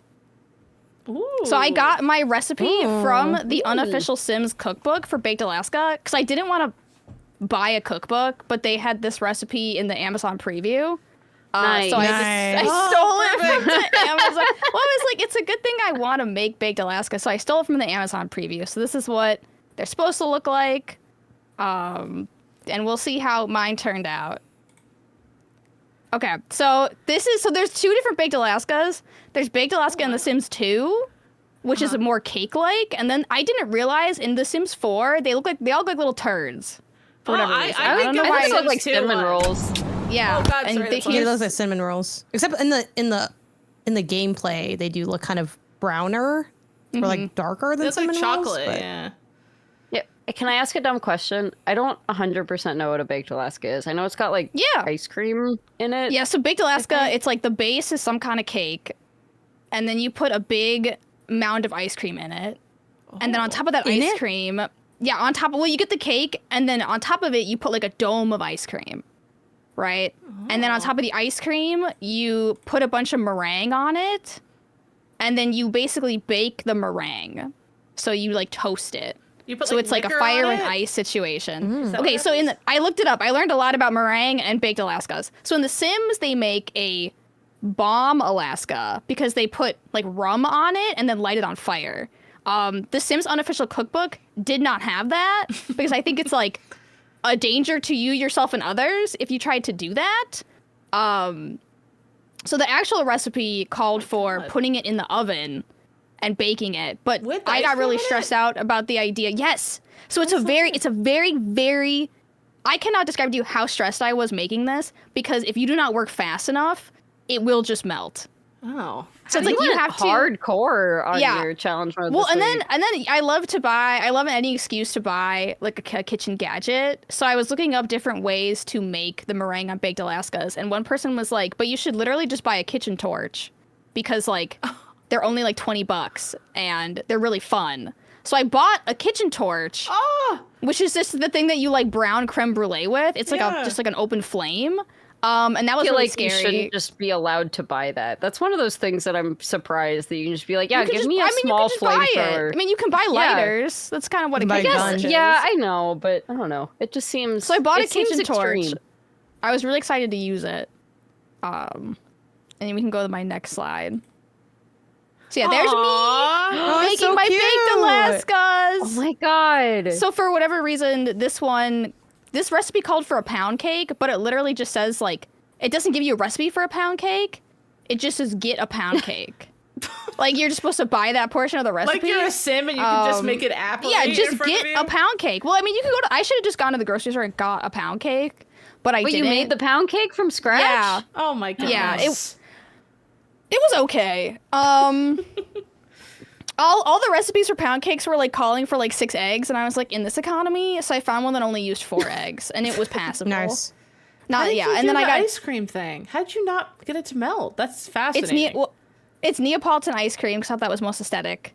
And then I just left it in the freezer, and then I made my meringue. Meringue is sugar and egg whites, and with a little bit of like cream of tartar, and you whip it. Essentially, you whip the shit out of it, and then it turns into a meringue. And then I had to really quickly, the meringue finished, I had to go get my cakes, and then I had to, as quickly as possible, like coat them in the meringue, because it helps insulate the Baked Alaska, and then whip out my kitchen torch, which was actually really fun. I cannot undersell how fun it was toasting my Baked Alaskas. That was fun. And they smelled like roasted marshmallows. Was like what it smelled like. They look like a big toasty marshmallow. Mm-hmm. But I didn't try to getting so hungry. I didn't try to make it too like aesthetic because like theirs are like really nicely swirled. I was like, no, they look good. I was like, I don't have fucking time for this. Like the ice cream's gonna melt. I understand why nobody makes this dessert, and it's because it's stupid. It tasted really good, but it's a stupid dessert because it immediately starts to melt and you have to eat it instantly. In like 5 seconds. So it's, in like 5 seconds. So it's not really something you would make casually, I learned. But I've always wanted to try a Baked Alaska. Like that has been my goal in life. And it tastes good? I will say, I mean, if you go to the next slide, you can see like my final product. Of like, mine's on the left. Wow, it's so cute. It looks really and good. The Sims is on really the legit. right. This looks like it could have been in the game. Yeah. It's a really interesting texture because like the outside's warm, the inside's cold, and it tasted like a bunch of marshmallow fluff. Wow. Yeah. That looks so pretty. Our dinner guests are getting progressively more impressed as we go through the dinner party. It's a good thing we I did like order. light. I felt like I lit it on Yeah, fire thank at God. one point, and I was like blowing it out. But like I would kitchen torch again. Oh yeah, and then I had leftover meringue, so I made my meringue cookies. Oh, that's what actually- you were eating earlier. Yeah, so I and you made, told like- me to just shut the fuck I up. told I you think to is say what mind you- your own business.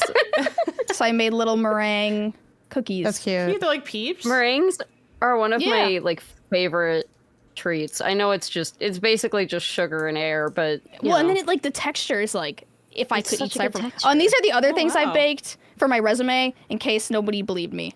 You baked all this? Uh what huh. the heck? With the little pie with the leaves on it? The thing with the strawberries looks like super sick. Audio listeners, we have in front of us a cornucopia of baked goods. We have a pie with custom little leaves they look like they've been hand torched, but I think you just got your torch. That couldn't be true. What's chocolate chip banana bread? I think it's like a chocolate chip banana bread. A beautiful flour cake with the strawberries. It looks like a sourdough from your sourdough starter. What are these? What are these half chocolate cookies? Those are candied oranges. So they're like sugared oranges, dehydrated in sugar, and then dipped in chocolate. And the aforementioned cheesy biscuits, top right, I'm assuming. What's the middle bread? That's a jalapeno cheddar bread. Oh, Made with jalapenos from my garden. Okay, well, this is like Oh my I God. was forced to play a pickle Okay, game you're with better and than us. LeBron We get James it. shows up. It's like, come on, man. Like, oh wow, LeBron's really good at basketball. Jesus Oh my Christ. God. I can't even pour some liquor in a cup. You're making jalapeno cheddar bread from your No, garden. honestly, Haley, when we're drunk, none of this is gonna matter. So don't worry. I'm Don't going to worry. muck this after some Rainbow Roads. So that's Yeah. all I would contribute to the party. I'm like, this is amazing. Me on my phone or door dashing something to fix my food attempt. Wow. Well, all was of our very good. dinner guests are very impressed by Sarah, and they all forget Yeah. everything else they ate. Thank God. And Ending they're just on like, an extremely high note. They leave very Wow. I just happy. wanted an excuse to eat a baked Alaska, and now I have. No, this is good. Yeah. that's a good way to go. I was my original plan was to make something from Monster Hunter because I've always wanted to make the Monster Hunter yeah. foods, and I ran out of time for like a complicated meat smoking thing, you know? It's like I don't think Yeah. I'm gonna be able to pull this off, and I'm gonna feel really stupid if it's bad. So Here's somebody cooking that if we want to look at it really quickly. Prina on YouTube making Monster Hunter food. yeah, I watched a couple videos of people making Monster Hunter foods, and yeah, they all looked amazing. Yum. What is They with have- that? It's good. It's the cute animals, and then the food is so hyper realistic. What was the game? Yeah. Oh, Dragon's Dogma 2 had cutscenes with real food. Remember that? Yeah. That was interesting. I love Oh, that they were really? like, we don't have the budget. Yeah, they were like, we don't have the budget to Yeah. like I'll show you. make a great. So it's literally just like an actual piece of meat roasting, really That's aesthetically. a great like dual aesthetic. I love that. Yeah, like more you games click- should do that. They should just be like, you know, we're not gonna. It just cuts Not to a gonna live bother. action cook of whatever you said you wanted That's to cook. so funny. I know, isn't that That's weird? great. And then the dev team just gets to eat food afterwards. Yeah, It's true. better for everybody. And save money. Yeah, It's all perfect. yeah. small That's again. just the way to go. After Sarah's presentation. All right, I'm getting so hungry, so we're gonna move on to our show and tell, which is we all brought slash are going to talk about our favorite kitchen gadget. Sarah, is Hell yours the yeah. blowtorch? I mean, it has to Mine be is like now. sort of the blowtorch, but if I'm being so honest, having it in my home makes me really nervous. Like I'm like afraid that it's gonna explode or something. So I emptied it. Do you know what it was like having to buy like butane and then fill my kitchen torch Oh, I with didn't butane? even think you have to fill it up. I thought it. You have I'm to dumb. I fill thought it. it came pre-filled. No, like how because like when you buy a Bic flammable. lighter. No, but I am looking. That doesn't forward mean to anything to more. me, Sarah. I'm like, I don't feel like- know. The lighter has spilling already. I feel like I'm gonna abuse the kitchen torch. I'm gonna be like, that doesn't have like a good enough sear for me, and then I'll be like, all over it. Get a nice Not like char. pissing, but like, there you go. No, we got good clarification. Sarah. Pissing. Before Not pissing. your, I will not be Yeah, pissing yeah, with my yeah. blowtorch. Not my before blowtorch. your torch, did you have another fave? Well, it's like I was gonna share my sourdough starter, but I already shared that because I kind of consider it a kitchen gadget that you have to feed. Because I do use it in a lot of recipes. But the thing that really was the most life changing for me is when I started using a kitchen scale. I have a really good kitchen scale. Oh. And I'm like, don't give me cups, tablespoons. I want grams or nothing. Because it's, to me, the only accurate way to like bake is via grams, because like grams of flour, grams of water, grams of yeast, grams of salt. Like, why do I need a million different tools when I can just put a bowl on my scale? No, that seems way better. And then I don't keep know why. dumping things in. Because I always I should wonder, do that like, more, because I have a scale, you know, but I don't use it that often for cooking. yeah, and not every recipe does the, like, you know, when they're talking about flour, it's like 1 cup. It's like, okay, but is that like packed or is that, you know, loose? Like, what are we talking here? So, yeah, that sounds smart. Do you have your kitchen scale? I do, but it's not that exciting. Oh, okay. I still want to see it. Because Sarah said it was fancy. Because I have like a little like basic. Mine's just like the electric OXO one. kitchen scale. Okay, but if you yeah, put it's something pretty big nice, on it, though. you can like pull. That's fun. Cool. Oh. But yeah, That's a my neat feature. mixer's kind of fancy too. Like getting a mixer was also life changing. I didn't used to bake until I got my mixer, because you know, when you can't, like, some things you literally just can't make without a mixer, like including some breads. It's Is it like, a KitchenAid? No, mine's a Breville. Ooh, Breville. KitchenAid's like Someday I'll the have fancy, a pretty fancy one, right? KitchenAid. Yeah. Oh, they That's have like the this go-to. They have a KitchenAid that's like hunter green with a wooden bowl. It's so pretty. I want It looks that. like cottagecore KitchenAid, as much as a KitchenAid could look cottagecore. It's so cute. Because like I used to think KitchenAids and like mixers were like super. Like I was like, oh whatever, I'll just get a hand mixer. It doesn't matter. Yeah. It actually is a game changer having a mixer. I think it's like one of those things like, would I start baking if I got a KitchenAid? You know what I mean? Because right now I don't mix that much. Yeah. I scramble an egg or two, or I mix my fajitas around in their pan.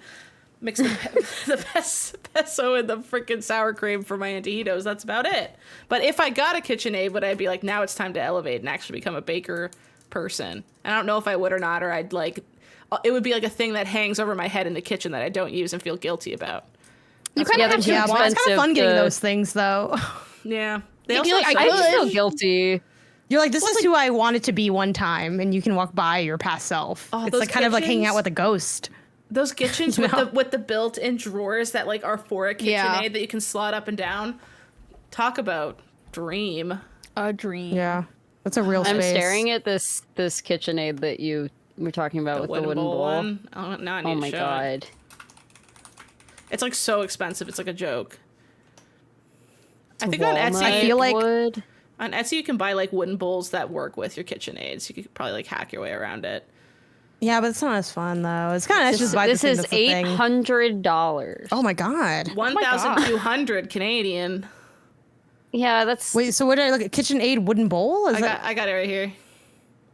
There's also one Is it the with the bowl? like the It's hammered both. copper bowl.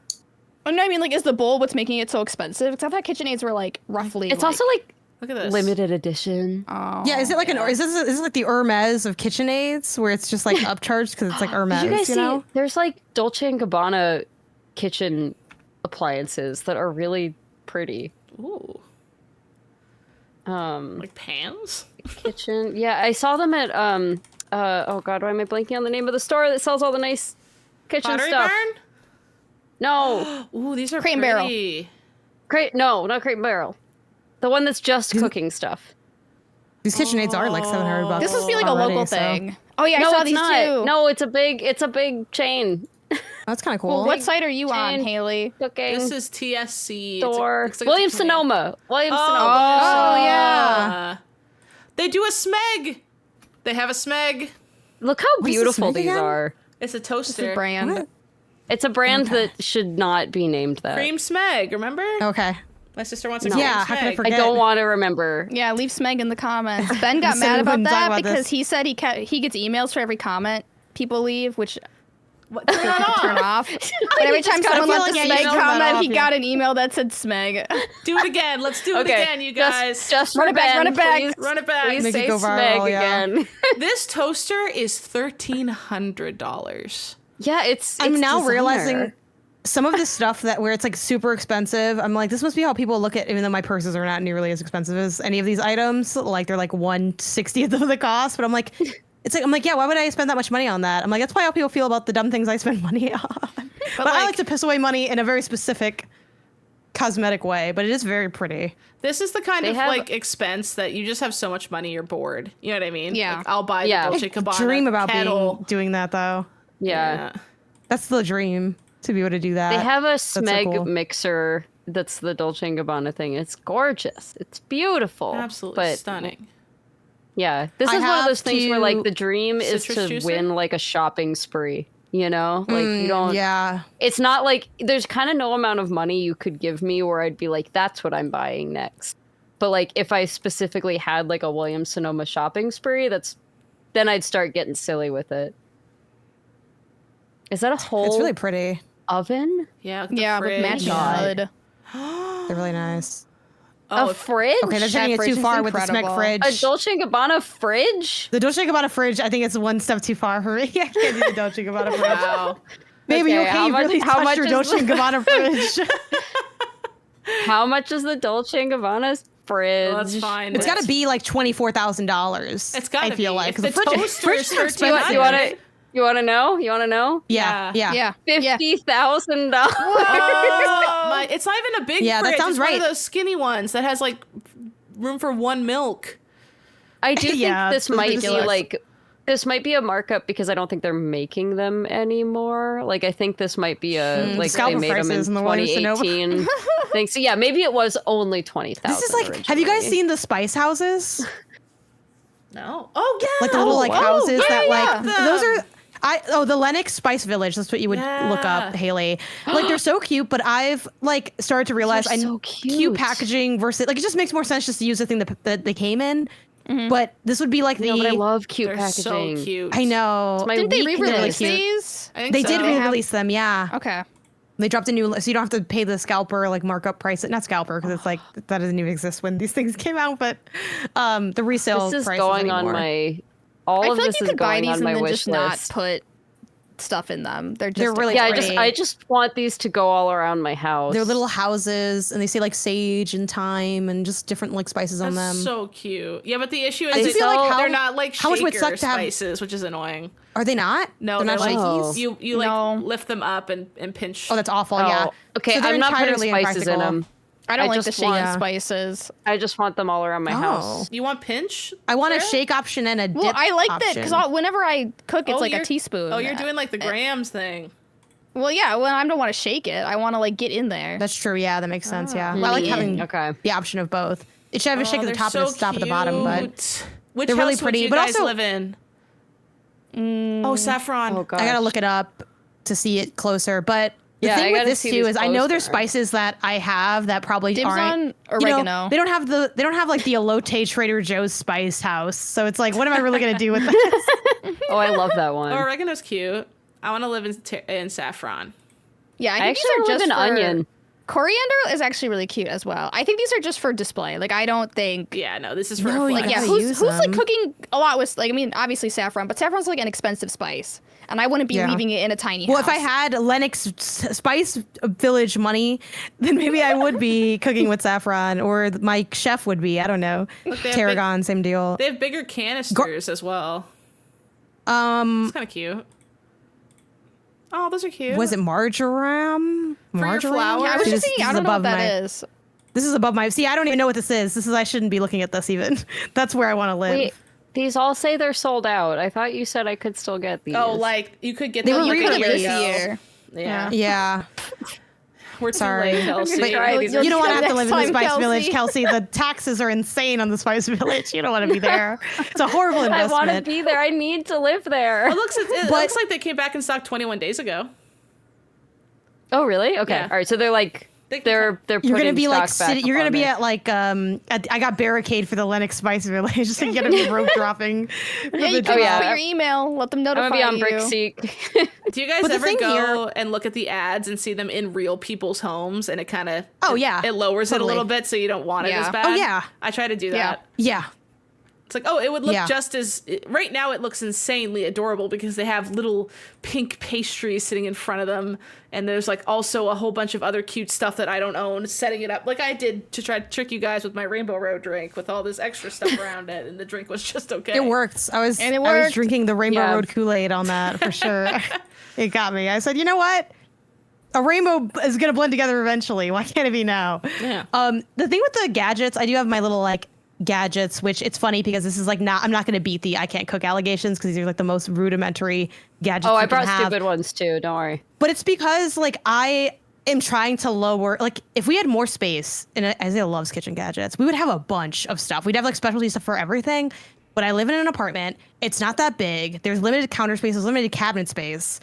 There's no storage built into my apartment. I generally like my apartment, but that's the one thing we're looking back. I'm like, we got screwed on this because there's no other than like the fact that the bedrooms have closets. There's no built-in space for anything. So a broom, where does that go?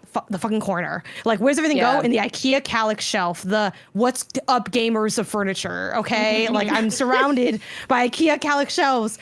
So my little I brought like two because one of mine is so small. It's a cat that's shaped like an egg.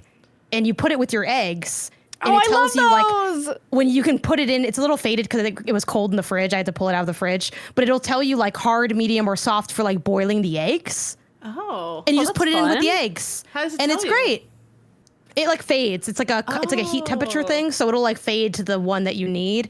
And then my other one, because that one's so tiny, I haven't used it in forever, in so long that I had to take the dust off. But it also is dusty because I have to leave it on top of my IKEA Calyx shelf because I don't have space in my apartment. But the coffee bean grinder, the viral coffee bean grinder that Sarah recommended to me. That to you. Yes, That was my and I ran. I ran. I didn't walk to go get this. I did use it before. I just haven't used it in a while because like I feel like doing coffee beans. It's like cookifying your coffee, which is to say it adds extra steps. It does kind of create better quality and stuff. So it's definitely worth it. But it's sort of like a hobby that I've been neglecting. Of like I like coffee.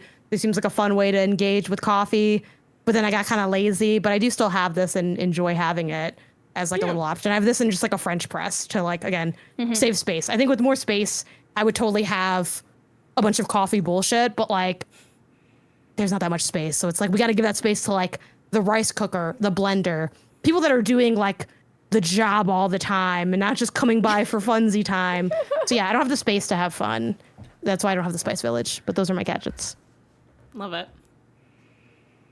I like that cat thing. That's fun.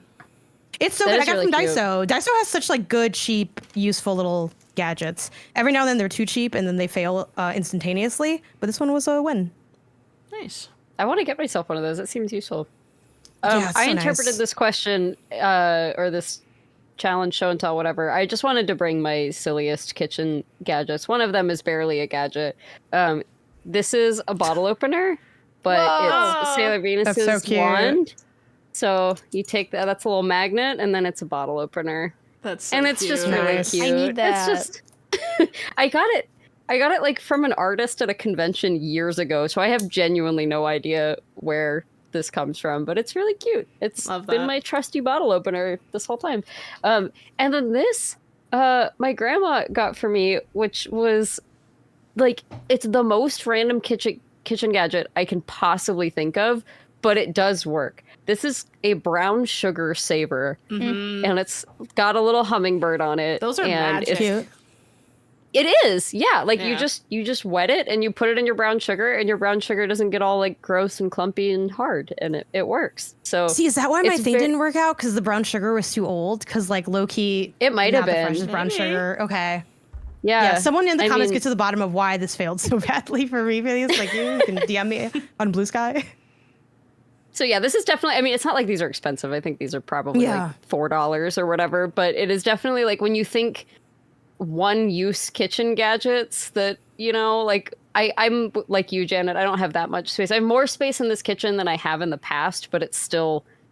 When you get the Costco size roll of paper towels, like there's not much room for anything else after that. The Costco stuff is killing me. Yeah. That's crazy because as a homeowner, I have a basement and I have a Costco shelf in my basement. Oh, that's so it's awesome. like whenever I go into my basement, it's like going to my Costco. dream date. Great. She's got a basement. You bake jalapeno powder bread and you have a Costco basement. What's it feel like? Sarah, a basement would literally kill me because I'm in California, so I would literally die in the Costco basement. A quick kind of tangent to that. Are you guys familiar with is it OTO Design? Have you heard of this brand? It's OTO. Look it up, Haley. It's got really cute, funky, hyper specific stuff, but it's kind of the stuff actually works. We have one thing from them. I forgot what it was, so I didn't bring it here. But it kind of has the same energy of weird cat egg of they have what's it called? A vampire? Is it a vampire? No, yeah, is it a bat wine opener? Yeah, they have a bat wine opener and a Loch Ness monster pasta strainer, just funky. I've seen the Loch Ness monster before. This is where I'm getting all my mom's gifts this coming holiday season. It's very cutesy, but also practical, but also hyper specific. But it's small stuff, so it's it's a nice little space to have a little bit of fun, or too much fun, and then it's kind of everything you have. But I don't know, they're cute stuff. They just have make everything a little fun. I like that. Yeah. It's very we have this. I know we have now. We have the Splatipus, which is a spatula thing that's shaped like a platypus, and it's for scooping the sides of a peanut butter jar, because we run through a lot of peanut butter in my house. So it's this is worth getting, because it's it doesn't stick in the same way that a knife does. So that's what we have from here, but I forgot to bring it. I like Sir Peels a lot. It's a peeler that just looks like a knight, because why not? What's wrong with that? Yeah. You gonna cancel me? Drac and roll? You can't. You can't. You can't. I'm too uncancelable. A little yeah, Dracula. and he works with garlic. And so yeah, it's makes just sense. if you like funky little things, they make exclusively funky little things. Very Urban Outfitters coded. You know, when you're done looking at clothes and there's a pile of random crap, and you're I kind of like this stuff. It's that's what this is. Oh, I've seen this one before. I think my friend has this one. What does it do? It just is a garlic crusher. It's a garlic crusher thing where you can it's a garlic press. They're torturing that Dracula. Yeah, kind of. Or he's a lot of garlic really powerful. related things. There's a garlic gator with an alligator head that smashes the garlic. They're how many things do you need to do in the kitchen? I don't know. It's mostly garlic. It's most. I really hate touching garlic since it's on my fingers. Yeah. Makes you feel like meat. I've been seasoned. No, for real though. Don't you ever feel like you smell your fingers and you're I'm just meat? I hold this the same way the pork chop I'm cooking is holding it. That's I haven't, but I will now. Here's Bert. Okay, wait. My stuff's right in the kitchen. I have to go grab it. 1 sec. I'm 5 seconds from my kitchen for my stuff. That's fine. We'll look at Bert. Was he a knife? I don't know what He's a cheese knife that's begging you to take him gnome. Okay, because he's a gnome. Because he's a gnome. He's a gnome. They do have one on here. I'll try to look it up. It's I think it's a tea holder, and it's shaped like a house. I like the paper boat tea infuser. I love things shaped like houses. Yeah, we can't. So I'm not Haley, so I can't pull it up. Yeah, if you look up tea house, I kind of want this, even though it's how many teas can it hold? Would it be enough? But yeah, it's just cute. It's nice to add a little whimsy. I like to add a little whimsy where I can. 100 tiny houses in my house. This is. Are you still at the village? No, there's a tea house on this. From that auto I'm finding out place. I'm finding out that literally all I care about is tiny. Well, this makes sense because you like miniatures, so you're oh, this is true. a big miniature. Mm-hmm. So it's bigger than how miniatures normally are. They're normally kind of, I am a huge miniature sicko. Wait, real quick. Sorry, before Haley, before you share your thing, Kelsey, do you like mini brands? Oh, the little the kid toy things. Mm-hmm. I would. I feel like they would be useful for decorating. I don't really like just a mini that does nothing. But if you're saying I see them at Ulta sometimes, they got that's the what little mini brands. Those, first of all, those are not to scale at all. That's the thing that pisses me off about them. The scale, that's what ruins it. So I was curious what you thought of that. If you decided to just okay, look, the nail polishes look ridiculous. Those are way off scale, but all the shampoo bottles together or whatever are fine on their own. And then you used those and you put those in a little miniature bathroom. I would like it in that context. Okay. But I think by themselves, they don't really do much for me because A, the scale is all out of whack, and B, don't like. I enjoy looking at little miniatures out of context a little bit, but I like them way better when it's like on a tiny table with a tiny tablecloth, and you know what I mean? Like it's gotta kind of have like a scene, the whole thing going on. Yeah, at least a little bit of a scene. You need the mise en scène, the setup. Oh, mise en scène. I gotta be honest, I don't know if I used mise en scène right. I probably didn't. Right. But it sounded so cool. You're not allowed to say anything about it in the comments, and if you do, you're getting timed out. Anyway, you are only allowed to say Smeg. Nothing else. Smeg. Cream Smeg. Actually, this is kind of right. Okay, hell yeah. This makes up for my cooking thing.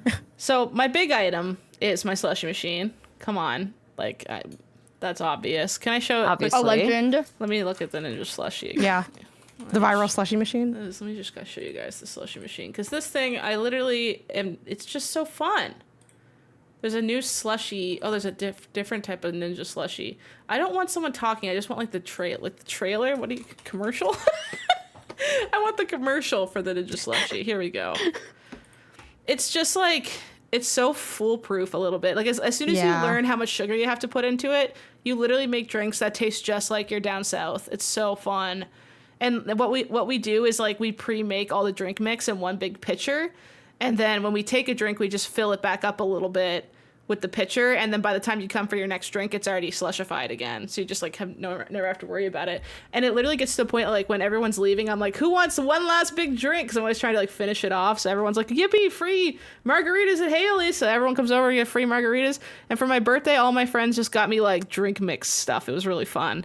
So now we're going to try a bunch of new flavors, not just Shrek's Crack for throwback to previous episode. We'll try other Shrek parts. Mm-hmm. Maybe Shrek's back. I don't know. Something like that. It has a spiked slush setting. So, you have to there's kind of a strategy with this. We definitely had to do some testing and figure it out because we probably ruined a few drink mixes. But then you just pour it out and put some ice with it. You can still drink the drink if it doesn't slush, right? It's not like you throw it away. So it's like not the worst, but you can make fraps with it. We've like made a bunch of coffee and then frapped it, and it tasted just like a Tim Hortons Frappuccino. So good. Not Frappuccino, that's Starbucks. Ice cappuccino. It's just fun. It's just a fun thing to have, and it looks kind of gaudy on our table. It's just like sitting out there, but now we've kind of made it into its own little corner where I have like a little wooden tray, and then I have my different syrups. Oh, it's so fun. Yeah. Cute. And I have all my straws. I love a station. A little station. Now I got umbrellas for my birthday, so I have a little cup with all my umbrellas in it. And like all my little tools I use to measure, two little shot glasses for measuring out shots and stuff like that. It's my little corner. So I don't cook, but I just make slushies every day. That's what I do now. In terms of like quick little things, I have these little Pikachu Cute. teaspoon measuring things. I'm realizing though, Is I that think from the Pokemon website? Yeah, it's from the Pokemon store, but they're really cute because they just hang. So we have a little place in our kitchen where we hang them. ASMR. It's muting. I heard the We're first not one. getting it. Yeah, Muting but I it? bet it sounds I heard like the first one. Yeah, it sounds It like a probably wind chime. sounds just like Pikachu. It sounds just like him. The other thing I have is on top of my coffee machine, I have this little Animal Crossing coffee jar. Cute. They sold these, I think, also on the Pokemon store, but it's like the Roost logo on a little coffee bean thing. It's just like a cuter On the thing to keep. Pokemon store? On the Nintendo? I'm in Nintendo store, sorry. I got Pokemon on the brain. But this is what I keep my little coffee beans on beside my coffee machine. And then this is like the cheapest thing, but low-key like it's not even like that kitchen-y. I got this on Temu. It's literally was $1.50. It's a thing that sits on our fridge, and it's like a bunch of bag clips, but they look like French Oh my god, fries. that's so cute. Ew. And That's it's pretty cute. weirdly like the best thing, because you know how you're always like, oh, where are the bag clips? And then like when you're done using one, where do you put it? Kind of like in a random drawer. That's, and oh you my miss god. them. They're always that's where all mine here. are. They're always on the fridge. Is it a magnet? It's magnetized on the back and it sits on the fridge. And it's Brilliant. like, it's really cheapy. Like, this is just cardboard, and these are just like little chippies. But like, I get comments on this all the time, like, cute idea. It kind of is giving that brand you were just showing us, Janet. Like, Yeah. form and function. Like, the thing that looks like a thing also does a thing. I'm a nerd for it. And this was the cheapest thing I've ever bought that I also think about all the time of how much I like it. Just little fry bag clips. Cheap as hell. Not really cooking, more of just closing my chips. But, you know. But it's No, in I the like this. kitchen. I'm literally It gonna go counts. order this. Hell yeah. So I'm just going to get it from Amazon. The other evil quick place. There's too many now. But no one judge me. Leave me alone. Let me have this. I don't have too many other big tools. I'm a little judging. Kidding, I'm not. That's fair. Honestly, it's worth judging because it's kind of fucked up, but I don't care at this exact instant. But I care a lot of other instances, okay? And I don't think we talk about that enough. Leave her alone. There's so many instances where I care, and then I've decided I don't want to care for 10 minutes to get these chip clips. The one time I happen to be buying something, it's just when I happen to not be caring. It's a coincidence. I want to smell this coffee. I really want to get a slushie maker like yours, but I just know that it's just going to sit on my counter and mock me because I'm not like having people over to enjoy slushies. You can make, like, there's like a minimum line where you can make 2 drinks worth, and it's really easy to clean. I act like I freaking sell them. Can we get sponsored by Ninja Slushies so that this that would honestly be lit. Yeah, that'd be a good one. Look, that'd be sick. Again, if we had more space, and also maybe if I just let Isaiah like run loose a little bit more, he would have so much ninja stuff. Because we tried to get the Ninja Creamy. I mean, I told the story before where it's like he really wanted a Ninja Creamy, so I got him a Ninja Creamy, but then it didn't. It like kind of like fritzed out on us. So then we returned the Ninja Creamy, and then I got another Ninja Creamy, and that one also like fritzed out on it. And I was like, I think the Ninja Creamy is Ninja Curse, so I just couldn't. Yeah. My sister got me but a the Ninja slushie sounds a lot chiller for Christmas, and then she thought it was the slushie. Like when she ordered it, she like clicked the wrong thing or something. But then I was like, the slushie's way more expensive than the creamy, so I was like, I'm glad you didn't buy me that because that's crazy. So what we did instead was like exchange it, and then I just paid the rest for the slushie, and then that's kind of like how I got it. Yeah, the slushie seems just like chill. The creamy was like very involved. I wasn't the one like doing the creaming, but that sounds awful. But never mind. I just think like I'm sorry, I didn't make up these verbs. Okay, I'm just reading from the script that's here. When it comes to ice cream, I feel like I'd rather just buy a pint of ice cream. No, genuinely, it was like one of those things where I'm like, I love that you're having fun, Isaiah. I don't think this ice cream is really doing what. Yeah, like whatever the gadget is, it has to provide something that you couldn't just easily get from the store. Yeah, it's just like or make with another tool that you have in the house or something. Yeah. Okay, let's do Ping Pals. Let's move on to Ping Pals, which is our community advice column. And I'm very excited to read some of these. I kind of did this last minute, so hopefully there's some good ones in here. Well, that means that they're really that those problems are happening like in the last few hours, you guys. That's pretty crazy. They could be. Wow. There could be. Wow. Hi, Pew Pew Bang. I recently received a like on Hinge, the dating app, that I planned to respond to but procrastinated on. I'm not a very active user. A few days later, I went to a friend's small get-together, and lo and behold, the girl from Hinge was there. Neither of us said anything about it. Since I hadn't liked back, she can't know for sure if I saw her message, and who knows if she remembers sending it. Seems like I'll be seeing her with some frequency with this friend group. Not sure if it's something I should bring up or maintain the silence. Looking for any advice. Thanks, awkward app user. Oh, is this Bro, ever you happened can to you use guys? that. No, you gotta use that. You gotta be like, hey, I meant to like you on Hinge. Oh, see, I'm not brave enough for that. Do we know if they actually like her though? I hope so. Oh wait, did they say like back? Did they mention that they liked them back? Also, did they? Yeah, I planned to respond. I planned to respond, and then they didn't. Yeah. Okay. Yeah. This happened in like a guy in my class. I won't specify what school because the class was so small. It could be reverse engineered. That's really funny. But you know who you are. You know who you are. Yeah, he liked me. Friend of the show. And then I didn't like him that way, but like I think I was drunk with my girlfriends and swipes happened and it said I swiped the wrong way and I liked him. So then neither of us brought it up and we just had to go to class in the same room, like very small, like I'm talking like 5 people in this class for the rest of the year, and it was like awkward. And then I started dating someone else and then it sort of went away. But like those first few trips back, it's just like, hi. And you're like, is he gonna bring it up? And I wasn't, and then he didn't, and then it was just like the worst. It was so awkward. There was like this unspoken hanging of like make the first move, but neither of us wanted to, so nothing happened. Gross. It's such an awful feeling. The way Hinge works, like there's no like read receipts, right? Like you're not gonna see that someone saw your like. Okay. Correct. Can't you like pay more to see all that? They do that all kind of stuff now, don't they? Oh, maybe. I forget what the paid version of Hinge gives you. I think paid lets you look up their social security. Like they're crazy. They're like it's something like you that. get some background. You can see who hovered, how long they looked at your photos. Yeah, weird stuff. You get to talk to their ex. Yeah, you get to interview their ex. That would be honestly like really. That would be worth paying for. I'd pay for that. I'd pay for that. Yeah, that'd be good.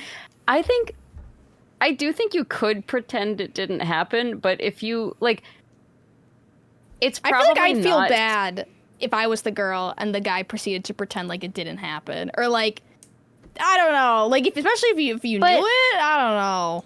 But you're in the same friend group now, so like, do you want to continue pursuing that, or is that gonna be messy? You guys and you can't date people in your friend group. What wasn't there someone here who said burn it down? Was that you, Haley? Who said that? Was that me? I didn't. It's because I split friend groups like twice with boyfriends. I ruined things. I think Kelsey said it down. I might have said that, but I don't mean it because I ruined 2 friend groups by dating people. So I didn't ruin them. I just kind of like splintered things off. It wasn't my fault. It sped up their advancement. If it wasn't you, it was going to be someone else. You know? Yeah. God forbid you want to shake things up sitcom style at some point. Exactly. I look back and I feel a little bad. I'm like woman enters group, dates someone, then is like, that guy kind of sucks. And then all the boys go, okay, that guy kind of sucks. If they had a more gender diverse group, they wouldn't have ran into this. This is just teaching life lessons, you know? Yeah, if the guy didn't suck, they wouldn't have fallen apart. I feel like they're using like a final exterior opinion to finally release that person, maybe. That could be true. And a partial third party came in and was like, I confirm this person sucks. This is interesting. If anything, you're like justice, you know? Like you're like justice. You come in and you call this is honestly the first Swift out of the friend group. This is like the first problem where I feel genuinely a little bit stumped. Like I don't know. Same. I think since this person didn't say anything to this girl in real life, like I guess like an event happened, they're like, oh my God, they're there. Like, what do I do? I don't know. And then I think did they sign their name anything? Like on Hinge? Something on Hinge? Awkward app user. Awkward app user. Thank you for the alliteration. I think awkward app user should maybe just go on the app and like them back.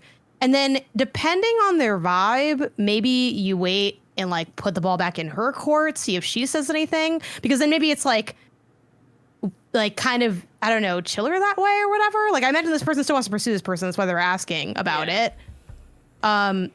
Yeah, I mean, I think it's still worth pursuing because it sounds like this person is just like, maybe they're a new, like, I don't think you need to say, oh, my friend is friends with them. I now can't see them. Like, I think that's a little extreme. Like, it's not like they're marrying into your life or something like that. You know, like, I don't know. I don't think it's as deep as they're untouchable. I think it's just like like kind of a slightly awkward fun fact. But again, they've, presumably maybe found you attractive. Maybe it was also an accident. You never know.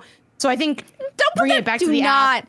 Do not put that in your head, Janet. Haley brought it up. Haley brought it up. Oh, it's just an accident. It can, but go back. That might go be back why and make sure approach you are real still life. liked. You're giving them a whole complex. You're giving them a whole complex. Dip your toe in the water and see what's going on. Like what's I'm not giving a complex. Off. You have to just check to make sure that they didn't go, ooh, this is awkward, and like rescind the like. I don't know if you can rescind on Hinge. Can you? You can't. Oh, I don't know. I have no idea. It's been too long since I've used the app. Well, they didn't say how long it's been. Because it's like, if it's been like 5 months, I assume the ship maybe has sailed because it's been on the apps. But it's been like, if it's been like a month or so, like I feel like or a couple weeks. We're also, I think, like missing maybe the obvious option, which is like just talk to her in real life and see what the vibes are. Like somebody was like, no, you can't do that. I don't think you need to. Well, I don't think you need to say, hey, you liked me on Hinge. I think that's kind of aggressive. But just like start talking to her again. Like maybe again, if it's been a long time, maybe she doesn't remember this one. Like obviously, there's a potential that she found you attractive. Okay, well, like just talk. Isn't the point of like the only point of like dating apps is just because like it's hard to like meet people in real life. It kind of adds like extra layer. It adds extra access to like the human pool of dating. But if you have someone there, it's like, okay, it's kind of like, I don't know, just like talk to them and see what the vibes are. It's like but I don't think you need to mention you liked me on Hinge.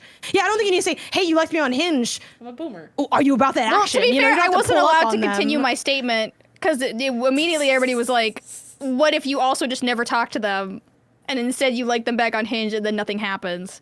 And you'll always wonder what the opposite of normal. Like, Sarah's like, let's confront people. And the rest of us are like, I don't know. Well, Sarah, go ahead, finish your thought, because I think I'm on the same page as you.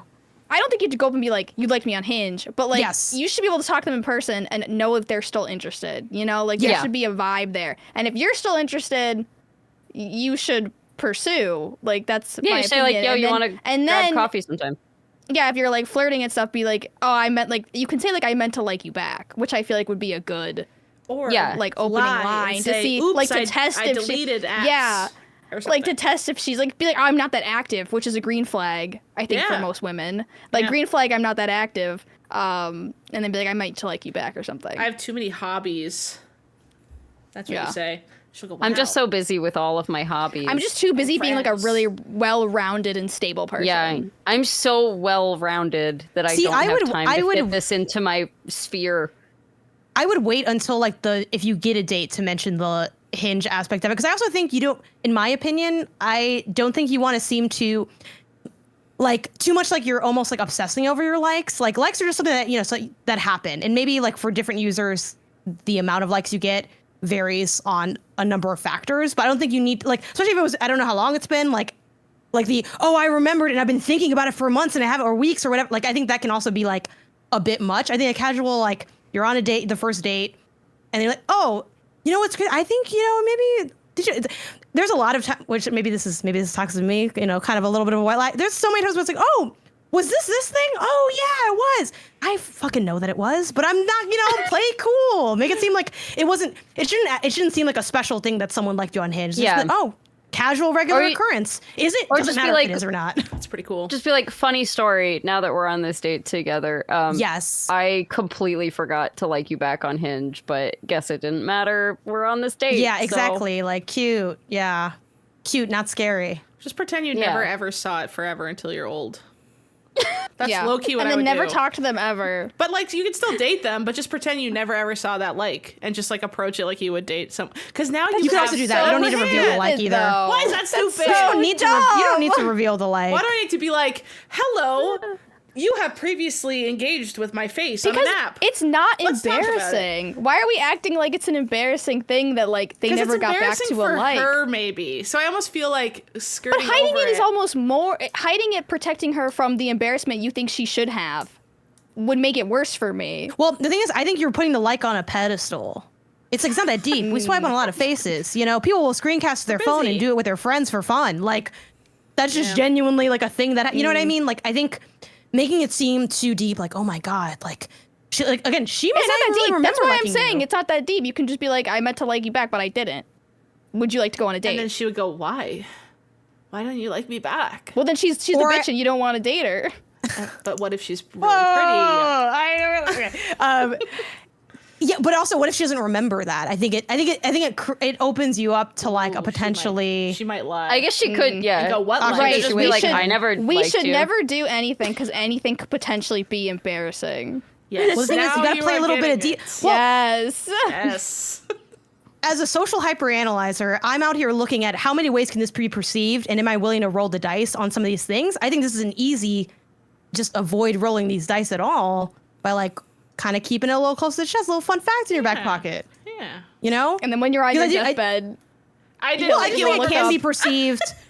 Well, it can be perceived as I'm obsessed with this app. I'm shy. I'm awkward. It's you want to come through with a little bit of act like you've been here before kind of vibe, in the dating pool. I think one of the weakest things you can do, in the dating scene, is seem like you're scared. I think it's fine to be scared, to be anxious, to be overthinking, but don't bring that energy in, because now I'm like, whoa. Is there something wrong with you? Should I not be here? Because you seem like this has never happened before. So now I'm kind of freaked out. That's my personal view on it. Pretend you never saw it. I've ran away from a lot of people. That's my I'm like, oh, this is kind of... You're a little too excited to be on this date. I don't know. All very different advice on this, so... Date in real life, and then it won't matter about a Hinge message. You'll probably forget it. I still think the correct thing to do is just ask on a date and then either just play it off as a cute little thing. Cute little, like, funny story. Yeah. You're not hiding it. It's just not the most relevant thing in the world. Yeah. Well, I mean, that's my vote as well. Okay. Hand her a paper heart and say, real like delivered. And really, you know, it's better than a digital like. Haley's really exercising free will right now, which is like, what if we just take her body? What if we just didn't care to the what happened? right or left or whatever one means good, and do that in real life. Okay, Black Mirror episode alert. You're like shoving people off into different boxes. Exactly. Haley, I've got a question that's just for you. Okay. Good. Okay. Yeah. My partner and I are thinking about taking a long road trip to Nova Scotia, about a 12-hour drive to get up there along the U.S. East Coast. Is October a good time to go? We love the autumn. Any must-see places in Halifax? Any tips would be awesome. Sorry if you get this question a lot, Haley. From Nova Scotia, new subscriber, #free Haley. #free Haley. I appreciate it. That's really died down lately, but I really need people to pick back up the free Haley mentality, please. Thank you. October's like, you know, summer here is obviously really pretty, but like our autumns go hard. Because what's nice about Halifax is it's in the middle of so much nature. Like it is a city. You could be in the city and then you could be in the middle of the woods in like a 15-minute drive. That's what's kind of fun about it. So if you go to like Annapolis Valley, all those kind of things. Annapolis Valley is really nice because it has like a bunch of really pretty like vineyards, has a bunch of apple picking. There's like 4 different apple picking places, pumpkin patches, all that kind of stuff. Those are super cute. Like you'll see, and it's so bustly and there's tons of people down there, little markets and stuff. Like there's a line to pull into a small, cute little side town because of the vibes are just so immaculate. Everyone drives out there on the weekends and stuff like that. So I definitely would say that. But even just like downtown Halifax in the fall is really nice, down by the waterfront. We still get a ton of cruise ships into like at least November. And there's also, what was the other place I was just thinking of that would be really cute?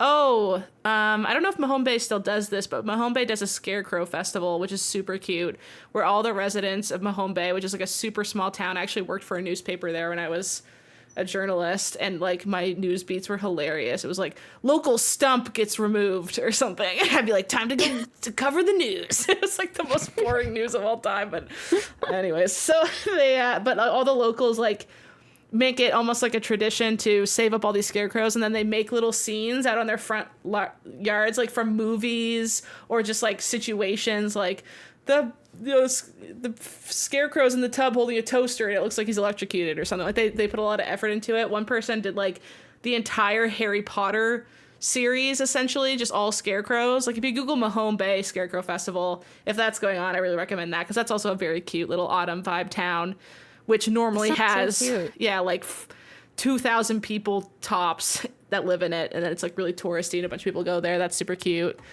But yeah, no, like fall here is so nice. It's like just sweater and a little vest and jeans, and you're perfect. Okay, I take it back. I looked up the Scarecrow Festival, and this is so creepy. What? Okay, running to Google. Kind of horrifying. No, it's cute. We used to drive down there when I was a kid, and we loved going down. Yeah, September 26th, October 13th.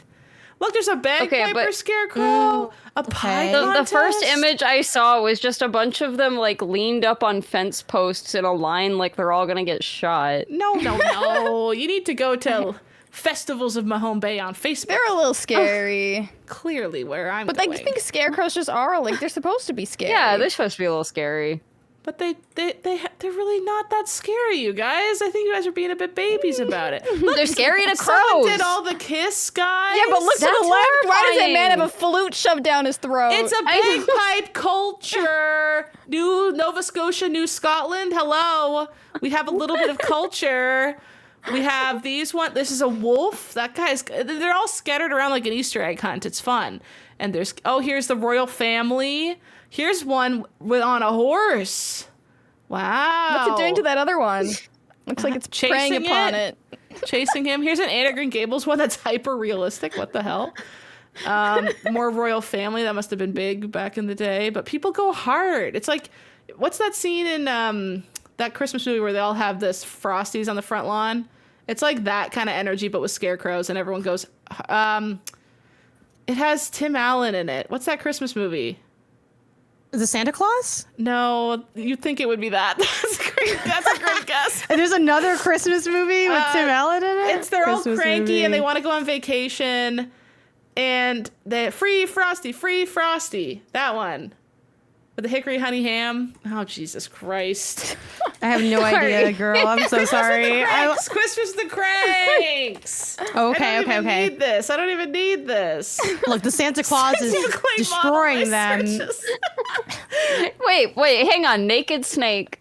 Yeah, I was looking at Naked Snake. No, like that's his name. That's his type of snake. Yeah, I know. Get it out of the gutter. Get it out of the gutter. I was looking up the character because I was learning about his Kojima's lore. vision is unimpeachable. So I how just could you feel even ask? like if you've got Quiet and she's not wearing a lot of clothes for lore reasons, the least you could do is make Naked Snake actually naked for lore reasons. He's got a skin that's called Naked. And he's very shirtless and sexy. Well, don't worry.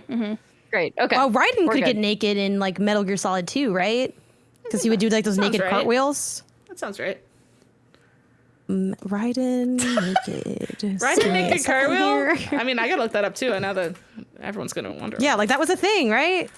Yeah, like okay, I'm not saying is all he of like him, fully naked? Safe search. Yeah, he's. I mean, I don't think you see his peeps, but his peeps. He's out there. He's out there. I like yours version of Zooks for something silly. His peeps. Well, yours is Zooks. That's really funny. Well, Zooks is Zooks boobs. anything, or is it Zooks just are zucchinis. Okay. Oh, yeah, there he goes. Okay. Yeah, there he goes. He's naked. Well, how's he do a cartwheel if he holds people. his hands over his Zook? I think when you make him roll, he kind of peeps or you know. I don't know. Maybe if you look up like I think this happens in here. Naked cartwheel. Let me just specify my search. Let me skip ahead. That I share with my apartment. Oh, he did that. Wait, should I look down for a second? Wait, go back. He did it? Yeah, go back. This is Sliver Party coded. No, play it again. No, I'm gonna get in trouble. Shut up. Yeah. Yes. I knew I didn't hallucinate this childhood. Yes. This is what I was playing when I was a kid. Let's go frame by frame. Are you trying to frame by frame to see? What does it do? His arms go down? In hands. There's something there. In hand. No, those are his hands. Oh, I don't know if that's you're ruining the fun. his peeper. I don't know. His peeper. I want to believe. I want to believe. That's his peeper. Yeah, but anyway, that was like that was what I was playing as a kid. Just Okay. naked riding, just rolling around. But yeah, What were Mahone we Bay talking is a about really before this? nice place to go in the fall. Right. In Good conclusion, Rex. the Scarecrow Festival. In conclusion, the Scarecrow Festival. Christmas with the Cranks.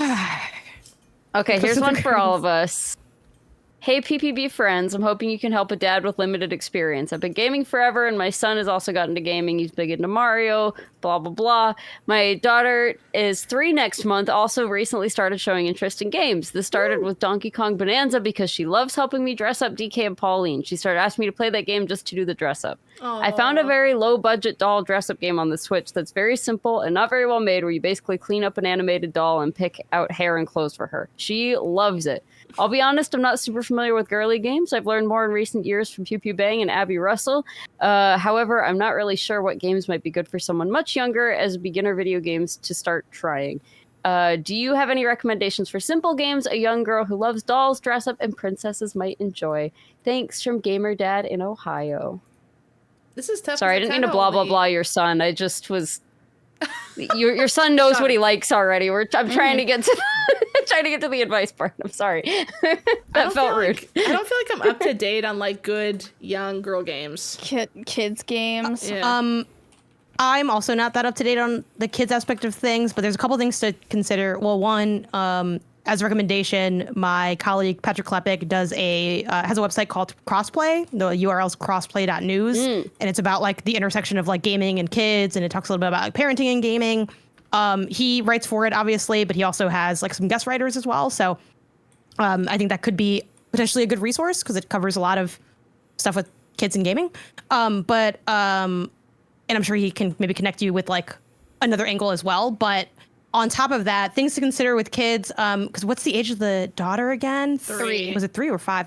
3. Definitely like keep reading in mind, and reading as like a barrier for like gameplay. Like that's like an important aspect. Oh, great, yeah.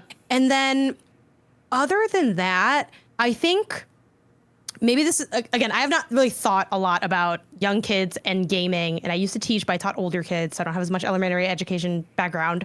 But I think like the issue is a lot of it is apps. A lot of games for kids are stuck in the app stores, and they often have like they're free to play, but then predatory in a subscription way. Yeah. But also, I don't think you need to necessarily like definitely look at like good kids games, good games for girls or whatever. But like also just think about what are some games that maybe have like are mechanic light enough or that are like free roam enough that it wouldn't matter. Because I will say like one thing that I'm sort of passionate about is dramatic, but like I've been playing games since I was 5 and I never really played kid games and I didn't like kid games. Like I got Smurfs. I notoriously hate Smurfs. It's the first video game I thought sucked of all the games I've played.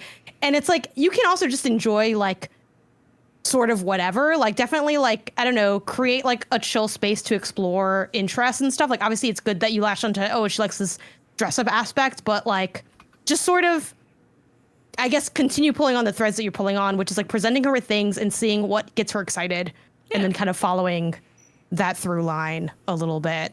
And like testing the games out yourself as much as you can. Like you have the advantage of actually being like a gamer, which a lot of parents who have kids that game don't have that. So it's like you can, you know, maybe play stuff and also get a sense of like what might trip her up or what kind of things does she struggle with or what are maybe some skills she can like build to continue like opening up like her landscape of what her gaming abilities are as she ages as well. So yeah, I wish it could be more specific, but that's all I have. Yeah, I think this is something that you have to like seek out from other parents, especially because I know that like there's resources like there's like ABC Mouse and all that stuff, but like I don't know what is good for young children because like we had like Putt Putt Golf or Putt Putt Goes to the Zoo, and I'm like, what is like this generation's version of like Putt Putt? Because like obviously you can't like stick around Roblox. Yeah, exactly. Yeah. You could just lie and say that's what games look like these days and play the old ones. Low key. She won't know. You may have to... I'm not 100% sure that all of it is appropriate, but I think it is. But you guys know, like, dolldivine.com? It's just, like, a bunch of, like, click there's a lot of, like, browser dress-up games. Yeah, there's a lot of good browser dress-up games, but obviously you do have to be, you know, a little bit more careful with some of that stuff because you just don't know what they're going to click on from there. Yeah. Also, I mean, some of these things might be a little above her, you know, reading comprehension ability so far, but she may still really like it. At least this is how I was when I was a kid. Like I was playing things that I didn't fully understand and I probably wasn't playing them very well, but like I was still getting fun out of it. So something like a Style Savvy or something, like she might not advance very far in it, but like she will figure out how to just put on clothes and, you know, maybe as her reading comprehension gets better and everything, like be able to progress further through the game. So definitely worth checking out Apple Arcade also for like mobile stuff. Like oh yeah, for sure. Puffies is like a game that we really liked over at MinnMax. It's like a sticker puzzle. It's kind of like a sticker puzzle game. It's like you just play stickers and spots. You match up the shapes. It's like very simple. It's rated ages 4 and up, which granted, how does Apple do their age rating? I'm guessing it's to get the most amount of ages there because obviously they want people playing the game. But I think that's like a very like, it's simple, it's cute. Like that could, I think you're still at the point where like you're both collecting data on your daughter's interests, but your daughter's also forming her interests. Like the crazy thing about kids is they're like experiencing every single experience for the first time ever all of the time, which is also why they're so like stimulated all the time. Because it's like, can you imagine if every day you had like 32 new life experiences? That's kind of horrifying to think about. But yeah, just kind of see what's going on with that, right? Isn't it crazy? Yeah. Also, the other thing maybe is like if she has IP she likes, like I know there's a Bluey video game, and like every kid in the world loves Bluey. Yeah, like, you could just. I've heard it's good too. Though. Oh really? I heard it was like really buggy and messed up. Yeah, like a lot of people I heard it were like it was really like tough to play with their kid. Yeah. Oh dang. Yeah, okay. I did beat. Yeah, I was on those Bluey streets. People were. Game, but I don't recall if it was buggy. I can't remember. It wasn't for me. It's still worth chasing IP though a little bit, like looking into it. Barbie still makes games these days. It probably not. She's probably not ready for Barbie games yet, because I know there is reading in Barbie games, but you know. Then you I back what you say, Kelsey. Like you don't need to know how to read, but like it's just it's something just to consider for certain games. Yeah. I couldn't play Starfy because it's in Japanese, even though the game is really simple. But I was like, what's going on? And I had to stop playing. And I'm 30, so I think maybe it could be a problem. Well, hopefully that was somewhat helpful. I'm sorry. I thought more of us would have like a lot more concrete advice, but I think there's at least for something childless women. Yeah, well, like, Child at heart. we all have dogs, okay? Yeah, and we do Or we love cats. Our I don't have a I don't dog. let poggers on the Yeah, app. I said or cats. Or cats. You know. Yeah, but you thought it at the end, and you know you did. Sable's an iPad kid for sure. She has her dog YouTube. I put Sarah's streams on front for her sometimes when I go out. She watches. That's so cute. Remember that, Sarah? I was like, they're watching you, and you're Yeah. like, hi, Sable. And both her and Poppy look at the TV like, what the hell? It was funny. That's so cute. I always just put on baseball for my animals. They probably hate me. That's cute. That'd be fun. It's like Fetch, but you're watching someone else do it. I just figure they like it's sights and sounds. I don't know. I figure they're not picky. Sable likes calming Okay. piano music and dogs playing in a field, and she just sits there and goes. Yeah, She also watches Bluey. She likes Bluey. that's cute. Yeah. My birds like stuff like if they see birds on the TV, they just scream. So I don't know if they're having a good time or bit not, or they're overstimulated. like that bird is stuck in the Are TV. you guys having fun? It's gonna kill us. Okay, last question.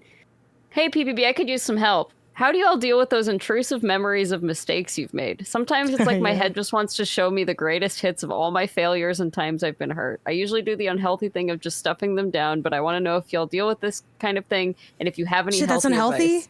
Wait, what? Oh, Wait a minute, I hope y'all having a great That's day. my normal Are we sure? way, I Are we think. sure we want to label things as unhealthy? No. Aimless Arizona guy.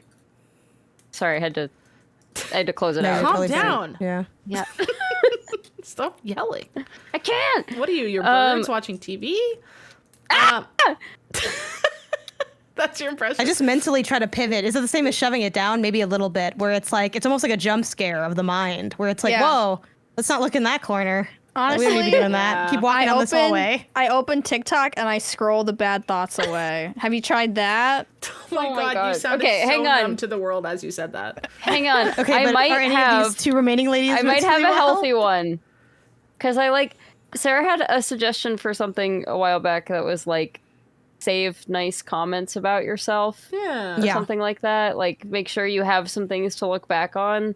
I think that is a more healthy way to deal with it, just to make sure you're like reminding yourself that good things have happened too, and that people like you, and that people have said nice things about you, or just that your friends have said something. Like, it doesn't have to be, you know, it doesn't have to be like someone specifically sent you a text that said, by the way, I think you're a really good person and smart and pretty or whatever. But just, you know, times someone has reached out to you or just been like, I don't know. This is why I journal genuinely, is so that I don't get stuck in a like, only Ruminative bad loop. things happen to me. That's so healthy. kind of thing. But It's I like worry you go someone back- will read it, so I can't be honest in there either. I have I to keep it all write for in the here. future person reading my diary. I can't. I have so much trouble with that. I'm like, You guys are hi, sweet. You guys future." have diaries too? Haley's like, my ass has gotten fatter again. I just get hotter and hotter every day. Wow, what And the I'm like, hell? wow, I this literally woman am was awesome. beautiful. This guy walked up to But me you know today what? and said I was hot. I'm like, credit score went up again. Don't know how this keeps happening to me. But then when you go back and read that, you'll feel really good about yourself. So, you know, maybe it works. Maybe. no, but So like, yeah, maybe when you're old and you have dementia, they'll be like, "Here, Grandma, read the story of your life." I'm like, oh my God, I was doing so well. How did I end up here? I mean, I don't literally keep like a gratitude journal, but I just make sure that even on rough days, I am like writing something positive in there so that, again, if I do go back and read it, it's like, okay, it's not all. Because I think it's tempting. This is definitely how I started journaling. It's tempting to just like make it your rant dump for all the things you're mad or upset about. And then like, that's not. When I've gone back and read those things, I'm just like, oh, poor thing. Like, doesn't she know it's not. It's gonna be doesn't okay. matter. Like Yeah. that's everything this thing seems doesn't so matter in a few crazy months? when it's happening, and then you give it like 3 months, and you're like, that was stupid. It's crazy how you just have to wait for things to not be insane sometimes. And it sucks to be in that awkward phase. Like, say if you just did something embarrassing last night, And you're like, oh, you're like, next week I won't care, but I have to wait until it's next week when I won't care. But you're like stuck in the current ruminative phase and you just have to sit there for a bit. That's what I do. And then once it's been enough time and you feel confident, like telling other people about it, but reframing it as like a joke, I feel like that heals it a little bit. I feel like telling other people what happened who are sympathetic and you trust and you feel safe with heals it a little bit. It does. It lets you lie to yourself. Even you can like almost twist it a little bit to meet the warpness. Well, stop making it sound so unhealthy. I think verbalizing it puts it to verbalizing it, and like verbalizing it kind of like takes it out of your head a little bit. Yeah. And then treating it like it's not a big like. Yeah, I think verbalizing it will help once you get to the point where you're capable of that. Yeah, I've already. Sorry, go ahead. I was going to say, I've already identified myself as like an unhealthy person for this stuff in particular. But in case you feel like walking down this dark alley with me of the mind, the dark alley of the mind, I honestly, this sounds like really like intense or like kind of maybe rude in a way, but I find it helpful. It's just kind of acknowledging like, yeah, that happens. It sucks. If I had a time machine, I could go back and change it. I can't. So like, what now? Like, it just kind of is like weather. Yeah. Weather just is. Sometimes it's good, sometimes it's bad. And it like, we all have regrets for like things in life, and maybe there's embarrassing moments, maybe there are actual mistakes, but it's like, yeah, well, I don't know. You can just keep moving forward and trying to like not make the same mistakes again. So I kind of just remind myself of that too, as I like pivot away from like the recesses of my mind, totally neutrally, not unhealthy, not healthy. Like totally neutral. I think it's healthy too, though. Like not letting it, just like turning it off basically, or just like not letting it have the power. Yeah.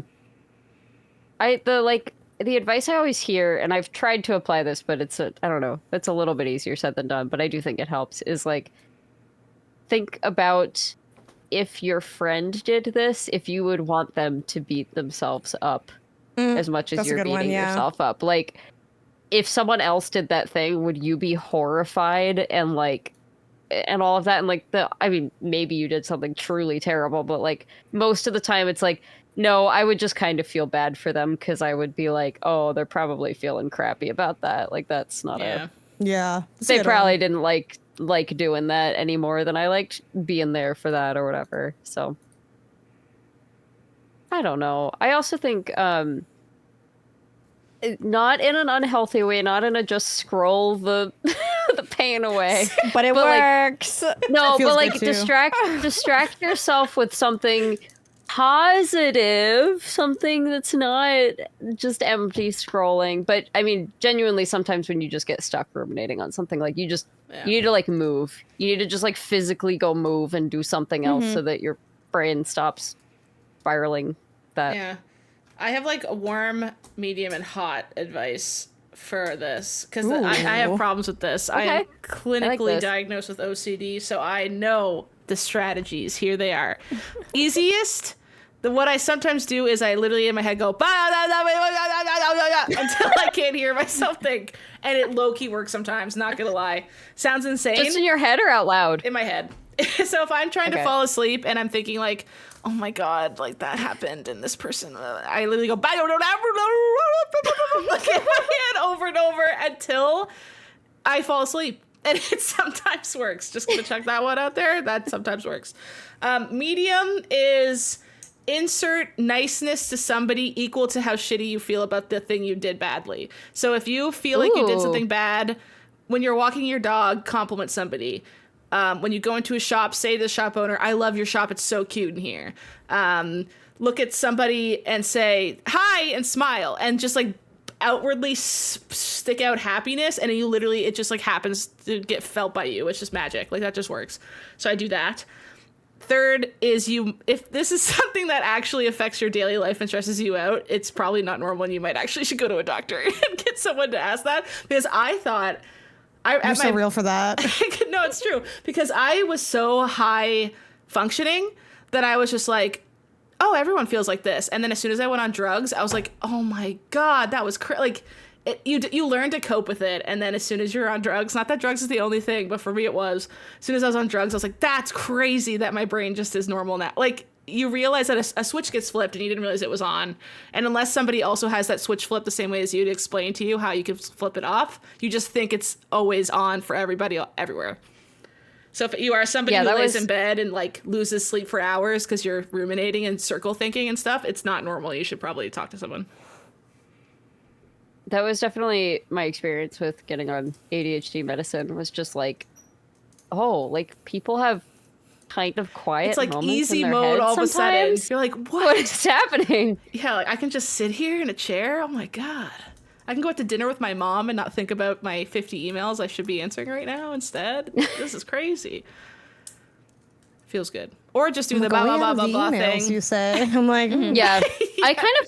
I kind of want someone to like call me and then just go like blah blah blah, blah like in my ear, so I can't, like, I have no excuse for not saying blah blah blah in my head, you know? Yeah. Does that make sense? You kind of Like, have to if do it someone is until just- you're mentally exhausted. It's the stupidest thing I've ever done, but it kind of works because my brain's like peeking out over the gibberish, being like, no, and it's like trying to tell me what I should be scared of, and I'm like, and it feels like I'm just kind of like shushing it away. And if I do that enough, I start to get tired and I fall asleep. It's genuinely a strategy.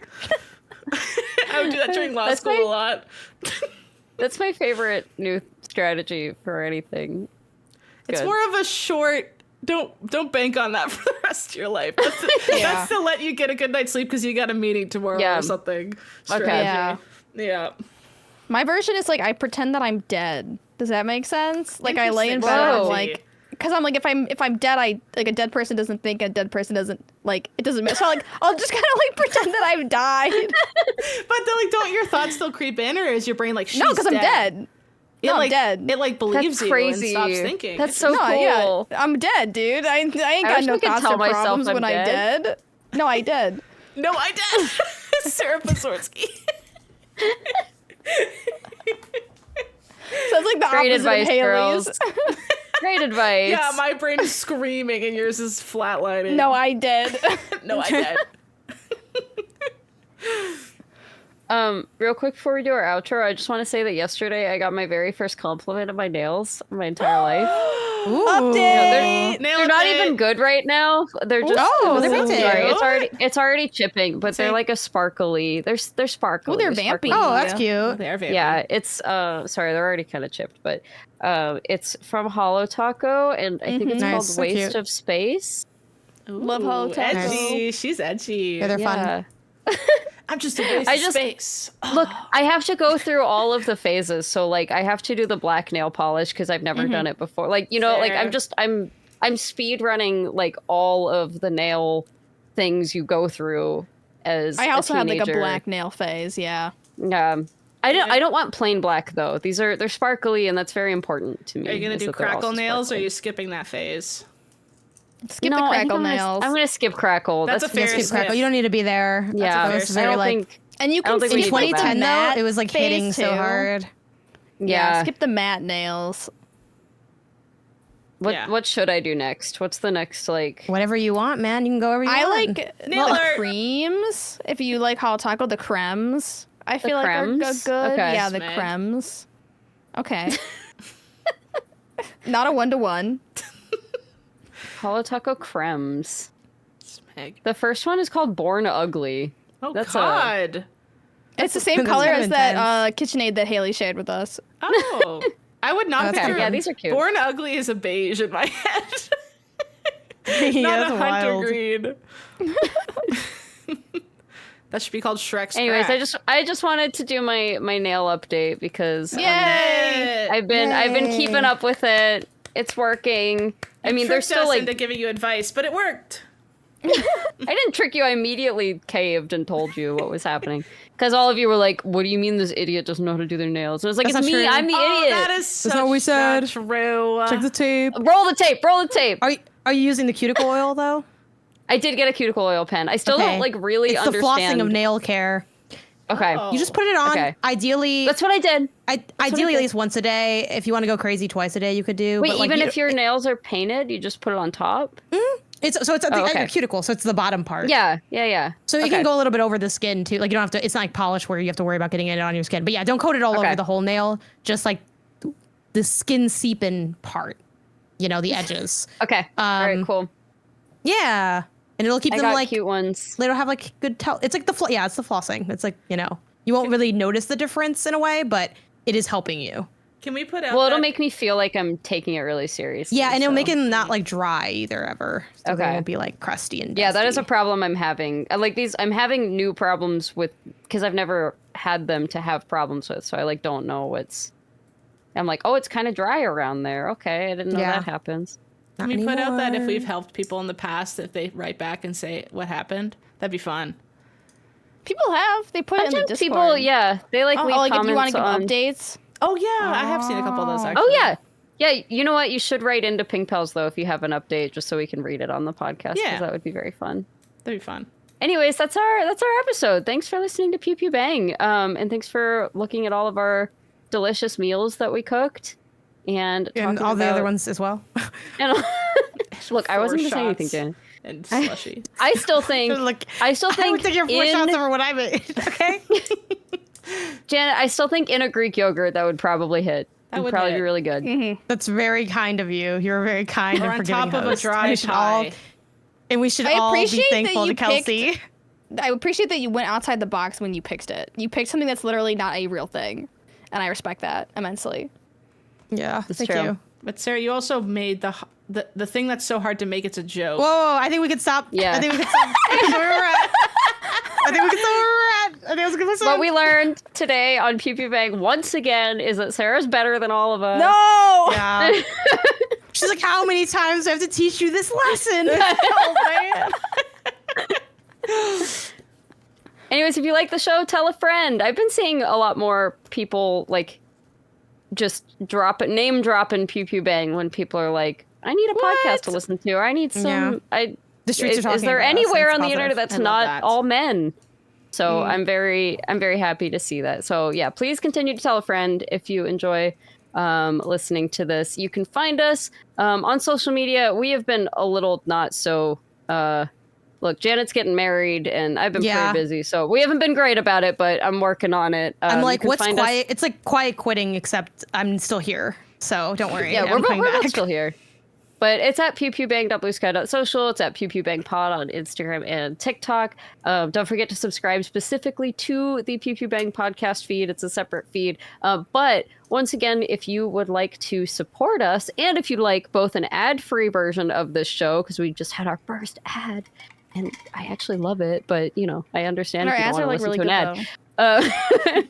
If you want the ad-free version and an amazing pre-show called Sarah's Loaded Gun, you can support the show at patreon.com/MinnMax with 2 N's. And that is super helpful to us. So thank you. Yeah, I think this time our moms are not picking us up. We're just going to go to sleep, I think, this time. Mm-hmm. It's nighttime. Yeah, we're just going to curl up in our Lola blankets and go fort. to sleep. Yeah. Let's call our moms and ask Well- them to come pick us up, but they say no. We have to wait it out and be strong. Oh, well, that's very neglectful of them, but That's- okay. That's never happened to you guys.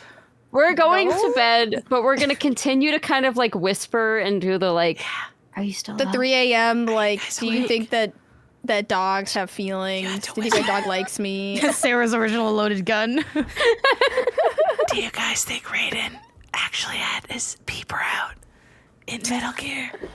Do you think there's a version of that model that like I can't. You're too doesn't loud. have My his mom's gonna hand? hear. My mom's gonna hear. Sorry. Is like, do his hands ever leave?